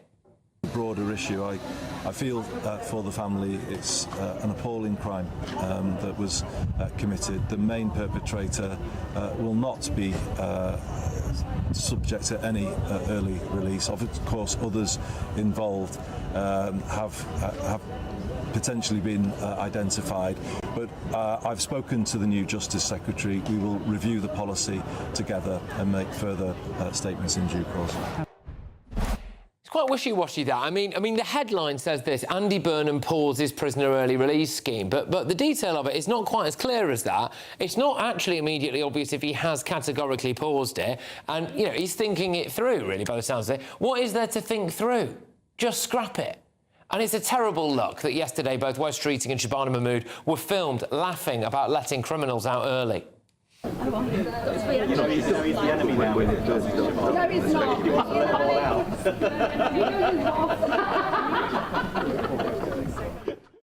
PC Harper's family are the latest victims of Labour's early release scheme, which also saw Pakistani rape gang member Shabir Ahmed allowed back out and about. Absolutely disgraceful, isn't it? This government locks people up for social media posts, but lets the worst criminals back out onto the streets. And I am actually now joined by Vicky Crawford, who was just 14 when she was abused in the late 1980s. She fought a relentless battle for justice, and after years of delays, her abuser was finally jailed for 7 years in 2024. But now, after her perpetrator has served just a fraction of his sentence, she's been told that he will be considered for early release. And I'm very pleased to say that Vicky joins us now. Vicky, thank you so much. It's tremendous to have you on the show again, albeit under obviously very distressing circumstances. But could you just explain a little bit about how you feel about this early release scheme, the impact it's having on you? It's been a rough couple of weeks. It's kind of taken up most of my time, really, thinking about it, helping other survivors, draw attention to it. You know, just it's been tough, and also the not knowing, because there is very limited information about what's actually happening at this point. So, like many thousands are left in limbo, not really knowing. You know, now that we've got this announcement that they're going to start reviewing it, you know, that's a little bit of a glimmer of hope. But if they were to continue with it, my abuser would be out within the first cohort, because he's already past the point of statutory release. So for me, it seems quite urgent, but it's been a rough few weeks. Waiting for the news of what's actually going to happen with this. And you really had to push to try to get your attacker to get any, you know, to face any kind of justice whatsoever, didn't you? I mean, it says roughly speaking about 7 years to really try and get them. Sorry, he was jailed for 7 years, but it took you decades, of course, didn't it, to try to get them behind bars. And then you look at it now and you think, well, the end result of that is that he might be back out and about after just a couple of years. It kind of, I suppose, it might have the effect of putting other victims off from fighting a battle for justice, really. Yeah, I think it is very much off-putting to anybody that would want to report sexual offences, or any offences, really. But, you know, given the emotiveness of sexual offences, I can imagine it would put people off. If you go through the court delays and then you find that your perpetrator's going to be released earlier than you expected, that it doesn't feel like there's much justice in that. So, yeah, I mean, I've had my doubts too. I've had my doubts about having gone through the process and how it's ended up. I'd still do it again, but the thoughts are there that why did I bother? Yeah, quite. And look, just lastly on this, really, what do you want the whole early release scheme stopped, or are there certain offences? I mean, I can remember, well, because it wasn't that long ago when they announced that they were going to be doing an early release scheme, and they were pretty clear about it won't be anyone who's committed a sex offence, it won't be anyone who's killed anyone. But it turns out that that's just not true. It is people who've committed sex offences. It is people who've killed people. What would your message directly to Andy Burnham be now if he was here? Stick by the original plan. If that's what the original plan was, stop letting out dangerous criminals and sex offenders and murderers, and do what you promised the public that you would do when you first introduced this bill, because that's not what's happening now.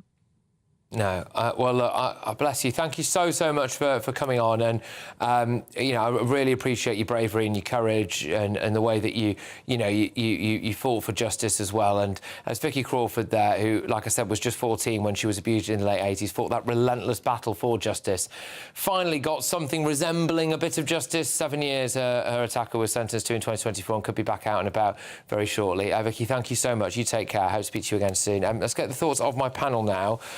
Yeah, Mark, what are your thoughts? I mean, I suppose we'll go back to that specific case. PC Harper, his killers, 2 of them anyway, were, whether or not Andy Burnham blocks it, the fact is they were set for release immediately. It's absolutely mind-blowing, Patrick. Look, there's a practical problem here that the prisons are at capacity, and there's more than enough blame to go around for that, some of which should go onto the shoulders of the previous government. So there is a bottleneck problem. But I'd like to pick up exactly the point you were making. I just had a look through the statistics. About 1 in 3 people in prison are in prison for violent offences. Maybe murder, maybe manslaughter, maybe GBH. About 22% are in prison for sexual offences, not necessarily rape, could be a lower charge than that. So roundabout terms, that's half of the prison population, just a tad over. I would have thought the early release scheme should only apply to the other half. You immediately say those 55%, we're not considering that at all. You know, if you're in there for, you know, something, obviously you've done something wrong, but a drugs offence or something like that, or even burglary without any violent intent, you're going to be the people we look at. That 55%, if it's violence or a sex crime, we're just not going to consider it. More generally, I think that if people are released early, even for minor offences, we've got to be very clear what the restrictions are. I mean, I think I would put a tag on your ankle that you would have to stay at your home for 23 hours a day. You could only go within, say, a mile of your home, and you'd have to say where you were going. None of that's been put in place. So the initial concept, I had some sympathy with the government's practical problem. We just haven't got enough prison cells, and we can't magic up more immediately. But why any of those 55% are even being considered for early release baffles me. This is a massive slap in the face to the family of P.T. Harper, isn't it, really? But I'd say police officers in general. You know, they are what you know. You go out and you put your life at risk, potentially every single evening. And when the worst happens to you, you think, oh, at very least, if we can't get justice for our police officers, who are we getting justice for? Well, my heart goes out to P.T. Harper's family. It's just awful. And actually, for any victim of crime that has gone through that process, as that previous guest has had all of those battles, those day-to-day battles, to finally get justice, and then to find out that the perpetrator of that crime is to be released. I mean, I can't imagine how that feels. It breaks my heart thinking about it. But you know what? I'm also sick of hearing that we need to have an early release scheme. It is absolutely ridiculous that Britain has to do that. First of all, we should be making extra prison capacity, not finding out how we can get rid of people, Nightingale courts, whatever. Isn't it funny that when we all needed the COVID jab, we could quickly roll out Nightingale facilities and make sure that we could do a wholesale vaccination of the country, yet some of the most dangerous people in prisons could be released early, presenting a danger to the public. And I don't trust these people that are making a decision about who goes when. I bet you there's a whole load of DEI thrown into that too, making sure they're meeting quotas. And isn't it about time the justice system thinks about victims of crime? Not everybody else, not the G4S contract. Isn't it about time that we think about victims in this country, those poor people who have suffered horrendous crimes? And I just don't believe that it is necessary to release people early. Well, but Burnham's response, again, has been a little... Unless I misunderstood it, I think that headline that was from The Times, it's a great newspaper, The Times, I'm not having a go at The Times, I think the headline was a little bit misleading because it says that Burnham pauses early release scheme. I think the thing is he's reviewing it. He says he's pausing it until September. Yes, but the problem is with that is that September is the date they're due to release them anyway. Yeah, so they're not going to release them until he's made a decision. I mean, seriously. I mean, I agree with you. My heart completely goes out to the widow. It was such a horrendous, dreadful tragedy. It was just awful. And also, I'd like to commend Vicky. I think she's a brave, smart, articulate woman, and you know, she's obviously come through a terrible time, and yet here she is. So I'd like to commend her. But as Mark talked about, there is a practical problem. You know, you have to have a place to put people. We are operating at kind of 98, 99% capacity full, and 76% of prisons are deemed overcrowded. So what do you do? Where do you put people? I mean, there was one point apparently in August 2024 where there were literally 80 beds free. 80. And you can't... It's not just like the Nightingale Hospital. You have to build it's a much more complex building. Well, than you that. need more security, Yeah, but I mean, you can't take over an old building and say, well, let's make this a jail. You know, there are, for instance, in Glasgow, there's a new jail being built that will come on 2028 that will replace Barlinnie, for instance. But to be perfectly honest, there were years and years and years and years under the Tory government, as Mark alluded to, where they closed 23 prisons. I just think you're going well. Yeah. They closed 23 prisons. Look, even that being the case, I have no idea why we're letting out the people who are in jail for violence. Half of the prison population are not in there for violence or sex offences. Showed no remorse. What about the white remorse? This is the thing, because there should be loads more caveats here. I mean, these two were young lads. They were smirking, grinning in the dock. That should count against you. And immediately appealed, no remorse, no contrition. There'll be 25, I think, now. Yeah. They've only served 6 years, and it's so that has to count as well. I agree. I mean, I would say to that, this nonsense that you're released early. I mean, that's not part of the early release scheme. It's been part of our approach to crime and punishment for a while. That you're released early for good behaviour. I question how good your behaviour has to be. I would only release you more, early if you had been consistently more charming than Mr. Darcy from Pride and Prejudice. Yeah. I mean, it's not just going to have to be that you didn't riot. Yeah. Your behaviour is going to have to be immaculate. But ultimately, 12 years should mean 12 years. 6 years should mean 6 years. I agree with that. I agree with that. But also, what about all the foreign nationals? All those people that aren't even British citizens, we're paying for them to have 3 meals a night. It's about 12% of the prison population. Is there is plenty of things they could be doing other than releasing. If we can get them, if we have a returns agreement with the country they come from, fine, get rid of them. But I agree, get rid of the white collar crime first. I mean, it seems madness to me. It seems complete madness. But there is a practical problem, and they have to somehow fix it. We've got a little bit just to round us off. These are the two lads who are set for early release. That is them being led away. When they committed the crime, they were being led away to prison. Look at their faces there. Grinning, smiling, laughing. Yeah, and just to think, 6 years later, could be back out and about on the streets. Terrible stuff. But look, we'll see what happens there, because it's a little bit of a grey area at the moment as to exactly what Andy Burnham is doing about this. He's paused it, how long for, what's going to happen. So we'll try and get the info for you. Probably it'll be tomorrow, I think, won't it, by now? But anyway, look, we're going to move on a little bit now and talk to you quickly about the Great British Giveaway, and here's how you can be in it to win it.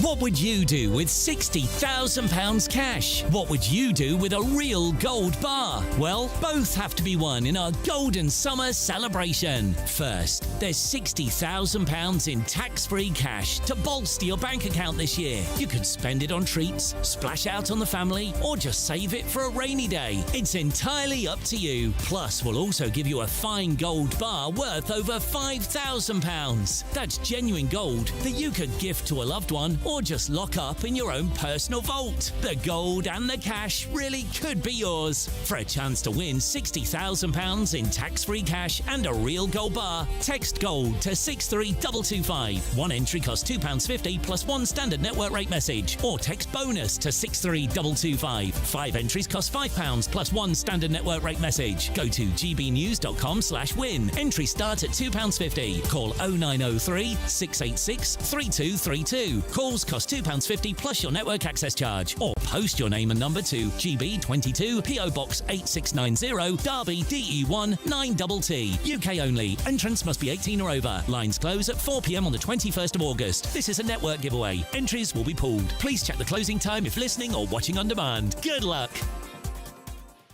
All right, breaking news on the front page of the Daily Mirror. Moral millionaires tell the Prime Minister, make us pay more tax. Lineker & Co push for a 2% tax on wealth. But before that... Days of Whitehall fighting the devolution power into the regions and nations are over. For good. Andy Burnham wants more devolution. OK, will this mean now that local councils have the power to block Home Office migrant camps and HMOs? That's what Reform want. We're going to talk about that next.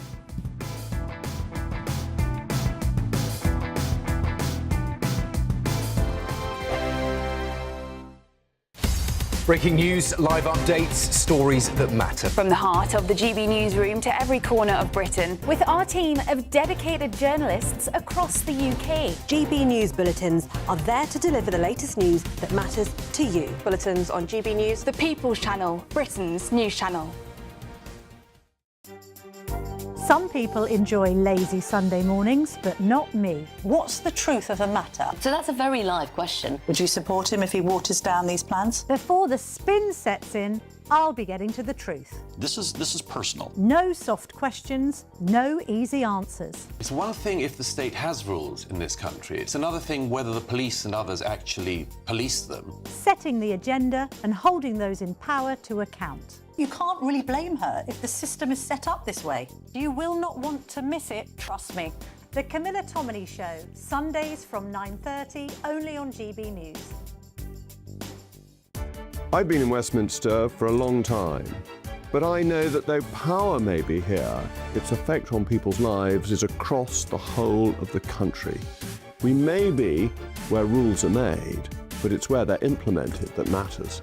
Join me, Jacob Rees-Mogg, for forthright and frank discussion on where Britain has come from, where it's going, and where it will end up. That's State of the Nation, Monday to Thursday, 8 to 9 o'clock. Vox Populi, Vox Dei. As soon as it hits 11 and the headlines come in, Late Edition brings you the breaking news from all the front pages. because the news is going to happen. So get a head start today. Patrick Christys tonight, Late Edition. Alex Armstrong tonight, Late Edition. From 11 o'clock every night. Only on GB News, the People's Channel, Britain's news channel. Here at GB News, we made a promise to tell your stories. And on the 6th of August, we're marking 5 years of doing exactly that. Celebrate with us by having your say. Join in the debates live on TV and radio. And meeting your favourite presenters across the country, from Leeds to Aberdeen, from Belfast to Barry Island. Plus, join me in Essex for our biggest live show of the year. Scan the QR code or visit gbnews.com/celebrate. Terms and conditions apply. Do you trust what you're being told? Good, because neither do I.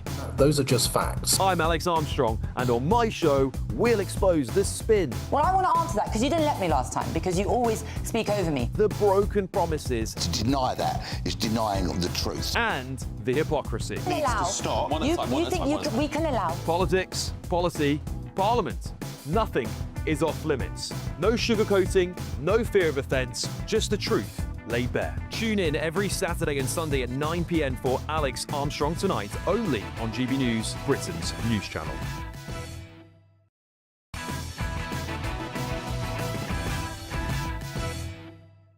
OK, welcome back. All of tomorrow's newspaper front pages coming your way shortly. But first, Reform UK is calling on Andy Burnham to hand councils the power to block Home Office plans to house asylum seekers in their areas. So the party's Home Affairs spokesman, Zia Youssef, joined at least 24 Reform Council leaders from across England in arguing that local residents are currently powerless to make the single most important decision about their own communities, the decision about who gets to be a part of them. The Prime Minister has repeatedly insisted that he wants to give power back to local communities. I am going to give Britain the circuit breaker it needs by taking power out of the centre and putting it in the hands of the people and places who can use it best. The devolution of power from Number 10 North right across this country. You know, I want all places to have more power, to do more. But we want to know now, how far does that power extend? It comes as the first small boat migrants arrived in the UK since Andy Burnham became Prime Minister. GB News understands 3 boats crossed the UK waters this morning, with French rescue services forced to intervene multiple times to get those migrants out of the water amidst reports of a mega dinghy carrying at least 80 migrants, with hundreds left behind on a beach in Boulogne. Joining us this evening is Reform London London Assembly member, maybe one day, is Alex Wilson. Look, Alex, Andy Burnham, has he got back to you on this yet? You know, you're quite keen to find out whether or not he's going to give you the power to say who can and can't live in your communities? Well, look, Andy Burnham has become Prime Minister. Nobody really knows what he's intending to do. Nobody knows how he's going to pay for everything that he's supposedly wanting to do. But the one thing that he has said repeatedly throughout his kind of campaign to become Labour leader and Prime Minister and afterwards is about devolution and putting power back in the hands of local communities. great idea. He's got a really good opportunity here to demonstrate that, put his money where his mouth is. Instead of just sort of tinkering at the edges and looking at things that local councils already do have a degree of say over, housing, planning, council tax. Well, yeah, transport, a bit of sort of public safety, all those things which already have an involvement. Here's something which currently no local authority has the ability to say yes or no, we want these people coming here or we don't. So here's an opportunity for him to actually put his money where his mouth is, genuinely devolve some new power, some new decision-making to those local authorities. So that's why with the support of 24 of the council leaders that we have across the country, has written to him saying, come on, give us the power to say yes or no to allowing illegal migrants in HMOs or in hotels or however they're being housed in our communities. Well, not holding our breath to see what he says, though. Shortly, we're going to be talking about in the next section in the Daily Mirror's front page, which is these so-called patriotic millionaires like Gary Lineker, who are begging to be taxed more. Of course, you can voluntarily pay more. Do that already if you want to. But the point here is, and it's linked to this, is that if Andy Burnham basically said, OK, it's up to every council, it's up to every local authority what they want to do, then there should be loads of councils out there that are Lib Dem, that are Labour, that are Green, that volunteer to take as many as possible. So it shouldn't matter if every single Reform council says, no, we don't want any of them. Absolutely. That is what democracy should mean. You get what you vote for. And across the country, like I was campaigning across the country in the local elections back in May and indeed last year, and a lot of people on the doorstep saying this was a really, really important issue, determining how they were going to vote, and they were voting Reform because they wanted their local representatives to stand up for their interests and not the interests of those who have broken into this country illegally. And that's what we're doing. So we're trying to put our money where our mouth is, stand up for those residents. These 24 leaders are representing about 8.5 million people who are now living under Reform UK councils. We're standing up for them. We're asking central government to do the right thing in line with what Burnham said about devolution, put power back in the hands of local communities. Here's his opportunity to do that. I don't think he will. So what would Reform say? So because we're seeing the closure of hotels and the opening of various different former military barracks to be used for asylum seekers and illegal immigrants, OK? So they might not be in any Reform areas. Do you also want power over being able to say whether or not rooms in HMOs can be used? Is that what you're after as well? Yeah, absolutely. But ultimately, the whole process needs to be much quicker and more effective at getting these people out of the country in the first place and stopping the pull factors. For as long as we're showing as a country we're a soft touch, we're an open door, then people are going to carry on coming. Look, the problem is not going away. We've had the first boats coming today under Burnham, 3 boats, over 100 illegals entering the country. It's not going away, and the reason it's not going away is because nobody in central government has got the balls to say, actually, we need to grasp this. We need to do things like leave the ECHR, stop all the legal wrangling, actually have a proper plan in place, detain and deport those who shouldn't be here. It's going to be a very sticky wicket for Andy Burnham, this, because he has made such a big fanfare about returning power to local authorities, to councils, to the people, not just about growth in every postcode and all of this stuff, about big decisions. So, will he make immigration exempt from all of that? It's going to be very difficult to see how he deals with it. We have reached out to Andy Burnham on this as well, number 10. We're waiting to hear back, as are you as well. So we'll wait and see what they have to say. But thank you very much. It's Alex Wilson there, who's Reform London Assembly member. Coming up, all of tomorrow's newspaper front pages. And yes, you heard me mentioning it there, the Daily Mirror's moral millionaires tell the PM, make us pay more tax. Lineker and co push for 2% tax on wealth. You can just do it already. You can do it already. That's next. I forecast a perfect holiday in the sun. Weather looking good then? For sure, and no worries about our travel insurance. All Clear Travel Insurance sponsors GBNews Travel Destinations Forecast.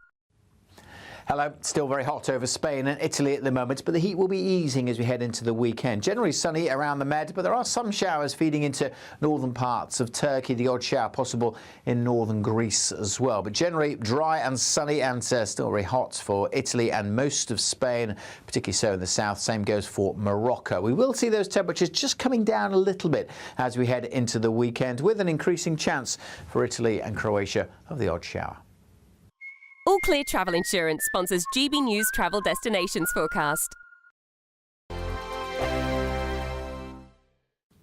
Good evening. Yes, it is time for your latest weather update from the Met Office here on GB News. The dry weather likely to continue for the vast majority tomorrow. There are signs of change as we head into the weekend, but another pretty warm day across the south. High pressure is dominating, sitting out to the west. Weather fronts are trying to topple around the top, and eventually we will see a bit of rain from those as we head into the weekend. But for the most part, it's going to be a dry evening, a dry night, just some patchy rain coming into northwest Scotland, and a little bit of rain and drizzle could affect Northern Ireland, perhaps the odd light shower in eastern England. But as I said, the vast majority dry. Clear spells, some cloud, temperatures holding up in the teens in towns and cities, some rural spots dipping down to single figures. On to Thursday, again, for the vast majority, dry, and for many, it'll be a bright day with sunny spells. Could start a little misty across the southwest, one or two fog patches here and there, one or two light showers just getting into eastern parts of England, but nothing for gardeners and farmers to get excited about. The odd light shower possible in Northern Ireland. Much of central southern Scotland dry, but again, across northern Scotland, some thick cloud, a bit murky in places.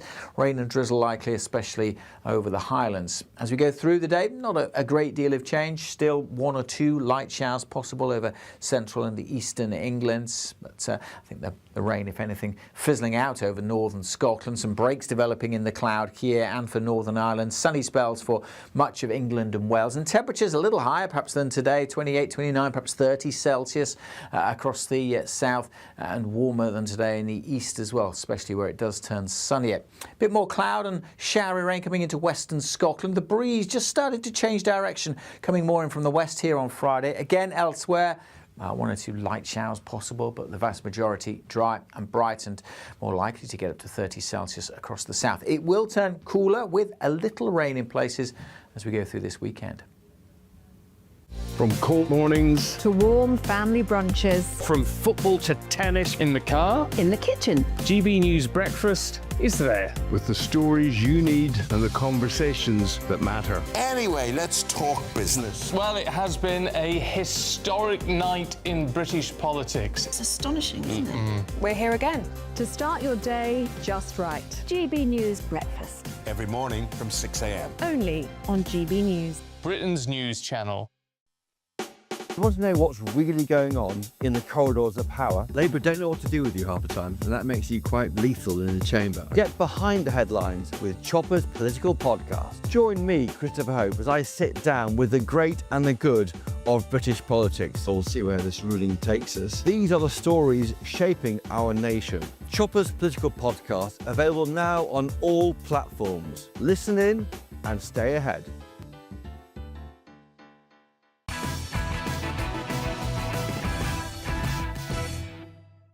OK, welcome along. So let me get you the first look at tomorrow's newspaper front pages. The Independent, PM pledges review as widow says PC killer's release is deplorable.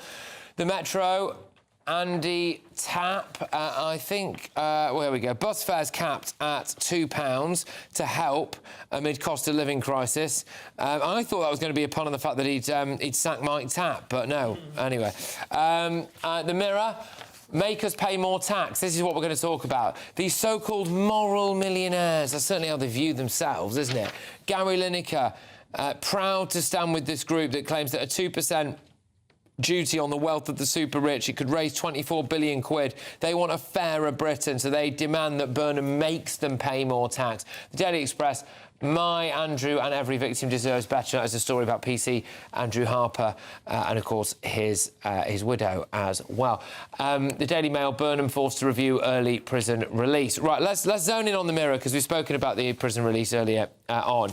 What do you make, Mark, of these moral millionaires now telling the PM that he needs to make them pay more tax? This is total madness. The idea that one of the biggest problems in Britain is that tax isn't high enough and government isn't spending enough and we're not printing enough money, absolute nonsense. Every time these wealth taxes are tried in anything approaching a free country, they are a total disaster. The French keep trying to roll them out. Going all the way back to Francois Mitterrand, there was an effort complete disaster. It doesn't raise you a single penny, actually. It costs you money. We've already seen, I think, in the last 12 months, 16,000 millionaires have departed Britain because the tax situation is so bad. More millionaires are fleeing Britain than any other democratic country in the world. That would supercharge it. So we are taxing to the absolute maximum. I think you referenced earlier in the show, Patrick, that if people wish to donate money to HMRC, they are free to write a cheque. But this would cost Britain money if they did it. There would be capital flight. There would be rich people would continue to flee and look to countries in which they are treated with rather more respect and esteem. So I hope Burnham goes nowhere near this. It is not a money raiser at all. Everyone's a loser. Well, and also, the reality is, why would anyone want to pay more tax in this country? The services are getting worse and worse and worse for people. We can't control our borders. The NHS is a joke, and despite really hard-working and dedicated people working there, your school system's a joke. Why would you pay more tax? And isn't it funny that all these people advocating for VAT on private schools, some of these champagne socialists, actually there are millionaires in this country doing the state a favour by privately educating their children. And now the state want to punish them too. One of the things that winds me up about this is that, like, Gary Lineker's had years at it.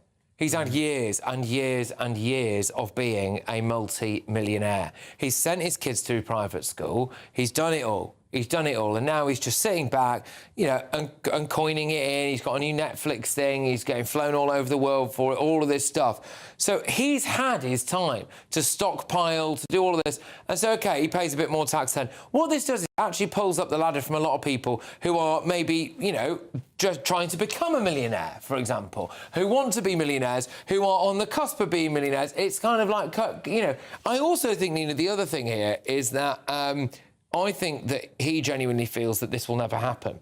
But this is a great opportunity for him to come out and say, well, look, I was willing to do it. I was the good guy. I was willing to do it. And this is what it's all about for them, isn't it? Optics. I don't know. I mean, I couldn't care less about Gary Lineker one way or the other because, as you know, I know nothing and care less about football. So, therefore, he's not a figure of hate for me. And I'm always rather puzzled why people hate him so much. I just don't understand it.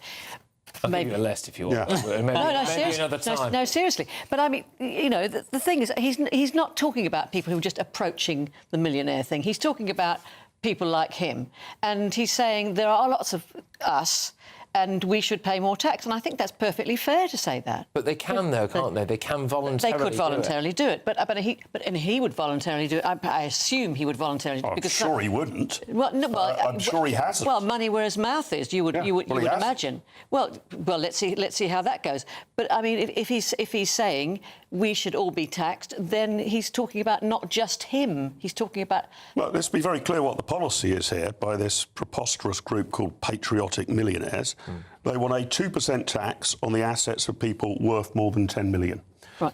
The ability to levy this is nearly impossible. Why? Well, because they've got fabulous accountants. Well, no. I mean, how do you actually work out someone's assets? So you've got a nice house.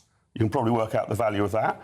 You need to go through and audit the jewellery that you are in possession of. Yeah, but you need to go 10 million, 10 million, you know, to be fair, Mark, is a whack of money. No, the problem's not that 10 million's a lot. 10 million is a lot. The question is, you are going to need to send agents into people's homes in order to say how much is that painting worth on the wall, how much is this jewellery worth in that drawer, the whole lot of it.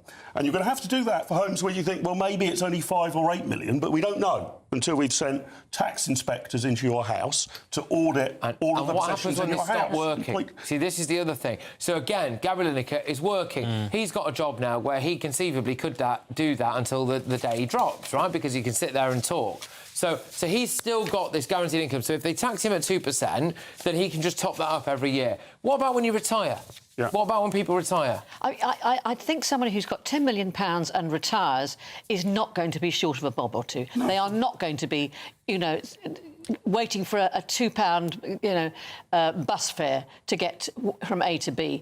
They are seriously. No, but hang on, Nina. This policy would basically strip you of all of your assets above £10 million over half a century. Now, right, maybe people aren't going to live the whole half a century. But they're saying 2% per year. But I think we're all missing the So massive. after 50 years, you have stripped people of their entire wealth above that. What a lot of people will do is to say, You know what? I quite like England, but I'm going to go and retire to America. But we're all missing a massive point I- here, which is the fact that we need people to be ambitious and want to become millionaires. We're making it seem like such a bad thing that if you work really hard, build a business, that you're this bad person and should be fined, basically. No, I don't see this as taxation. I don't think this it's is fining. a fine. This is a fine for It's talking successful about people. fairness. There is It's talking no about country fairness. in the world that has attempted a wealth tax on assets like this that has been successful. Not one case in history. Why Gary Lineker thinks, he's probably unaware of that, why Gary Lineker thinks that Andy Burnham doing this in a few months' time will completely overturn the history books of all economic attempts to do it is beyond. Just to say, we can return to this in the next hour when we do, the more front page and everything. Just to say, this isn't. I'm genuinely. This is not me standing up for people who are worth 10 mil or more. Particularly, it's certainly a heck of a long way off from where I will ever be. But whilst we have so much tax wastage in this country, so much needless expenditure, and we're just handing out money to every single Tom, Dick and Harry who seems to want to come here, I just don't think clobbering any people anymore in this country is a good idea. That will be my view. But coming up, the Times, prison chaos as Burnham halts early release scheme. And in case you missed it before, we're going to be doing it again. They're just the insufferable Stella Creasy. She's made an absolute fool of herself yet again. We'll play you that.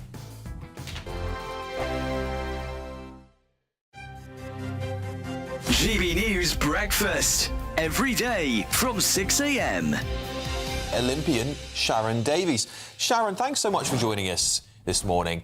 I think this is preposterous that we're banning Sports Day for kids, and our viewers are obviously also thinking this is completely bonkers. But is there a case to be made that perhaps we should be looking after young people when the heat is quite extreme in many people's cases, they'll say?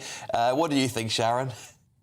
I think looking after our kids is making them resilient and giving them a sports day. I mean, sport in schools has been relegated year on year on year, and it's so depressing. It's such an important part of young people's lives. Give them a hat, give them some sunscreen, make sure they're drinking plenty of water, stick them in the shade when they're not, actually having a little race.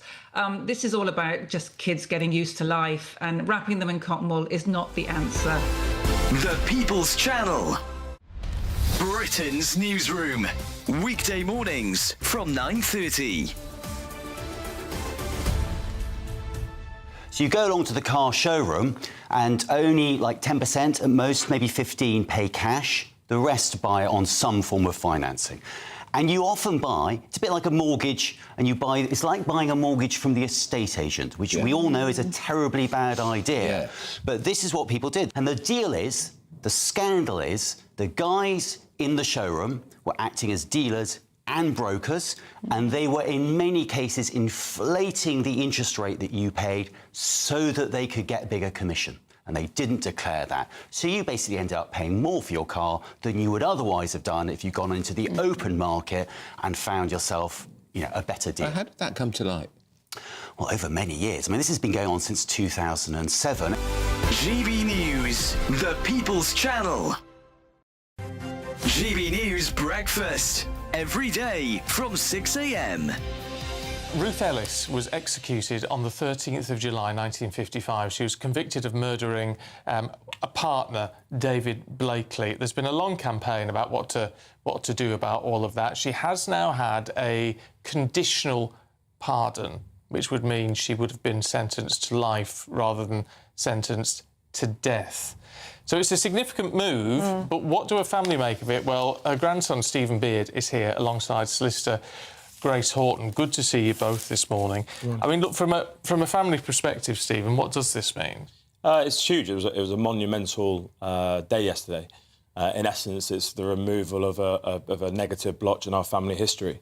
We have effectively rewritten history because ultimately, for the last 70-odd years, the truth hasn't been known. GB News, the People's Channel. Here at GB News, we made a promise to tell your stories. And on the 6th of August, we're marking 5 years of doing exactly that. Celebrate with us by having your say. Join in the debates live on TV and radio.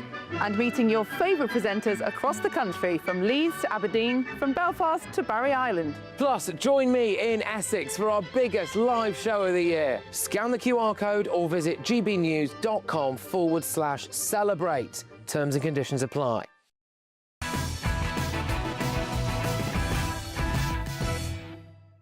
All right, welcome back to Patrick Christys tonight, only on GB News. In the next hour, we're really going to delve into Gary Lineker's history when it comes to the taxman, actually, because I do seem to remember it is actually quite interesting for a bloke who now wants to say they should all be paying more tax. We'll talk about that. But the Telegraph, just to round us off with tomorrow's front pages, the Telegraph, it's deplorable that freeing prisoners early is acceptable. The Times, prison chaos as Burnham calls halt to early release. The Guardian, Burnham steps in to order review in row over early prisoner release. And The Sun, Stig, I nearly died in Freddie Flintoff crash. Top Gear driver unmasked. So there you go. Paul Brook, apparently, is what he's called there. So, look, we've spoken about most of the stories that are on all the front pages. We're going to return to them in the next hour. So I wanted to bring this to your attention. Stella Creasy, who's the backbench Labour MP, has caused quite the stir on X after she posted just this innocent video. Take a look.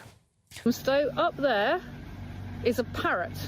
If you have lost a parrot, not a parakeet, there is a parrot on the loose in Lloyd Park. It's right now, it's about 4:30, and we're in the kind of island section of Lloyd Park. I'll try and post some pictures up of it, but if you've lost an actual parrot, because it's too big to be a parakeet, it's in Lloyd Park right now.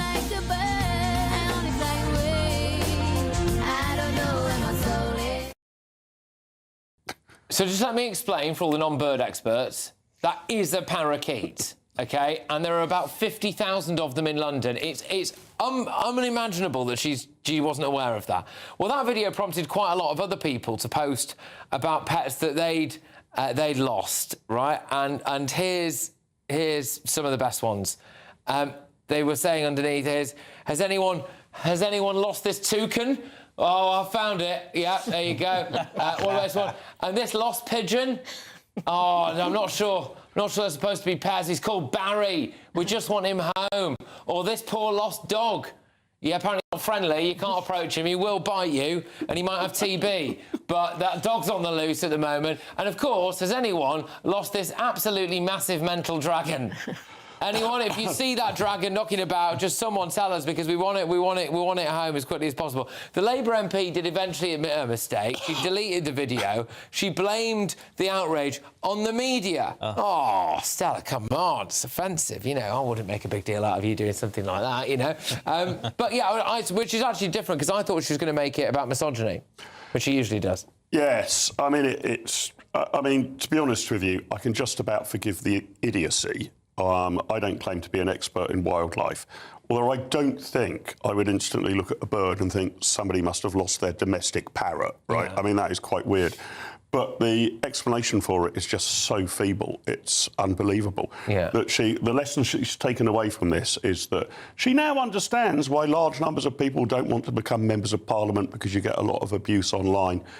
If you do something as idiotic as this, frankly, whether you're an MP or not, people are going to take the mick out of you do get online. Yeah, you do. I'm afraid. You do. Well, it's actually people like Stella Creasy that highlight such a thing that puts people off, and also it's people like Stella Creasy that probably think, actually, I don't want to be an MP, I don't end up like her. But did she not think when the parrot wasn't copying what she was saying and saying hello and stuff like that, maybe she... You know, not all parrots do that, don't you?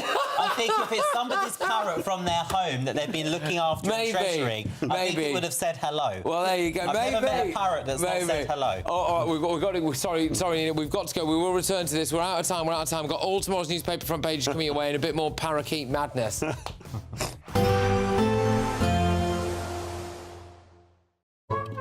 Today's outlook: cool, calm and completely horizontal. Boxed Aircon sponsors the weather on GB News.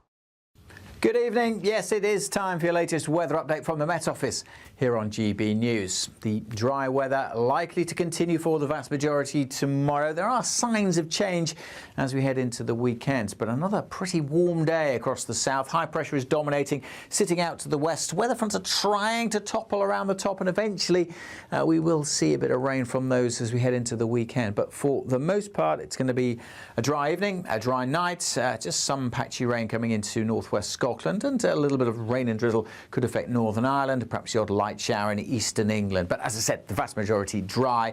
Clear spells, some cloud, temperatures holding up in the teens in towns and cities, some rural spots dipping down to single figures. On to Thursday, again for the vast majority dry, and for many it'll be a bright day with sunny spells. Could start a little misty across the southwest, 1 or 2 fog patches here and there, 1 or 2 light showers just getting into eastern parts of England, but nothing for gardeners and farmers to get excited about. The odd light shower possible in Northern Ireland. Much of central southern Scotland dry, but again, across northern Scotland, some thick cloud, a bit murky in places. Rain and drizzle likely, especially over the Highlands. As we go through the day, not a great deal of change. Still 1 or 2 light showers possible over central and the eastern England. But I think the rain, if anything, fizzling out over northern Scotland. Some breaks developing in the cloud here and for Northern Ireland. Sunny spells for much of England and Wales. And temperatures a little higher perhaps than today, 28, 29, perhaps 30 Celsius across the south, and warmer than today in the east as well, especially where it does turn sunnier. A bit more cloud and showery rain coming into western Scotland. The breeze just started to change direction, coming more in from the west here on Friday. Again, elsewhere, 1 or 2 light showers possible, but the vast majority dry and bright, and more likely to get up to 30 Celsius across the south. It will turn cooler with a little rain in places as we go through this weekend. Today's outlook: cool, calm and completely horizontal. Boxed Aircon sponsors the weather on GB News. Well, lots of tomorrow's newspaper front pages leading on whether Andy Burnham is going to pause or stop this early release scheme entirely. Also, Gary Lineker is leading the charge for so-called moral millionaires to pay more tax. You can do it already, Gary, and I seem to remember you. Anyway, we'll talk about that in the next hour. And, of course, there's actually an astonishing development that's taking place in the case of a young lad in Birmingham. I think you'll know what I'm talking about. That's next. What would you do with £60,000 cash? What would you do with a real gold bar? Well, both have to be won in our Golden Summer celebration. First, there's £60,000 in tax-free cash to bolster your bank account this year. Plus, we'll also give you a fine gold bar worth over £5,000. For a chance to win, text GOLD to 63225. One entry costs £2.50 plus 1 standard network rate message. Or text BONUS to 63225. 5 entries cost £5 plus 1 standard network rate message. Go to gbnews.com/win. Entry start at £2.50. Call 0903 686 3232. Calls cost £2.50 plus your network access charge. Or post your name and number to GB22 PO Box 8690 Derby DE1 9TT. UK only. Entrance must be 18 or over. Lines close at 4 p.m. on the 21st of August. This is a network giveaway. Entries will be pulled. Please check the closing time if listening or watching on demand. At the stroke of midnight, the news doesn't stop, and neither do we. Day in, day out. Forget stuffy late night TV shows. We're giving you a front row ticket to the centre of the political universe. Because breaking news doesn't wait for the morning. And neither do we. Join us for one of the most controversial and volatile times of politics in human history. A very big story. Big story over here. You won't get this anywhere else. The Late Show live at midnight, every night. Only on GB News. Some people enjoy lazy Sunday mornings, but not me. What's the truth of the matter? So that's a very live question. Would you support him if he waters down these plans? Before the spin sets in, I'll be getting to the truth. This is personal. No soft questions, no easy answers. It's one thing if the state has rules in this country. It's another thing whether the police and others actually police them. Setting the agenda and holding those in power to account. You can't really blame her if the system is set up this way. You will not want to miss it, trust me. The Camilla Tominey Show, Sundays from 9:30, only on GB News. Westminster's full of talk, but out here, it's the real world. Am I allowed to talk then? No, that's it.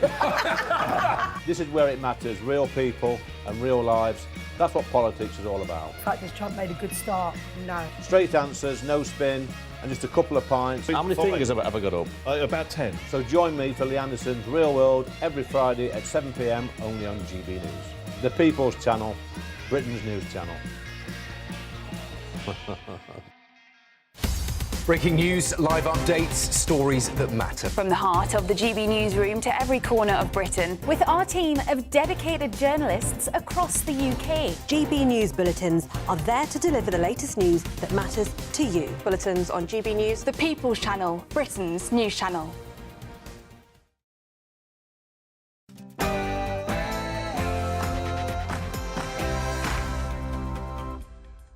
welcome along. Loads on tomorrow's newspaper front pages. Let's get stuck into it right now.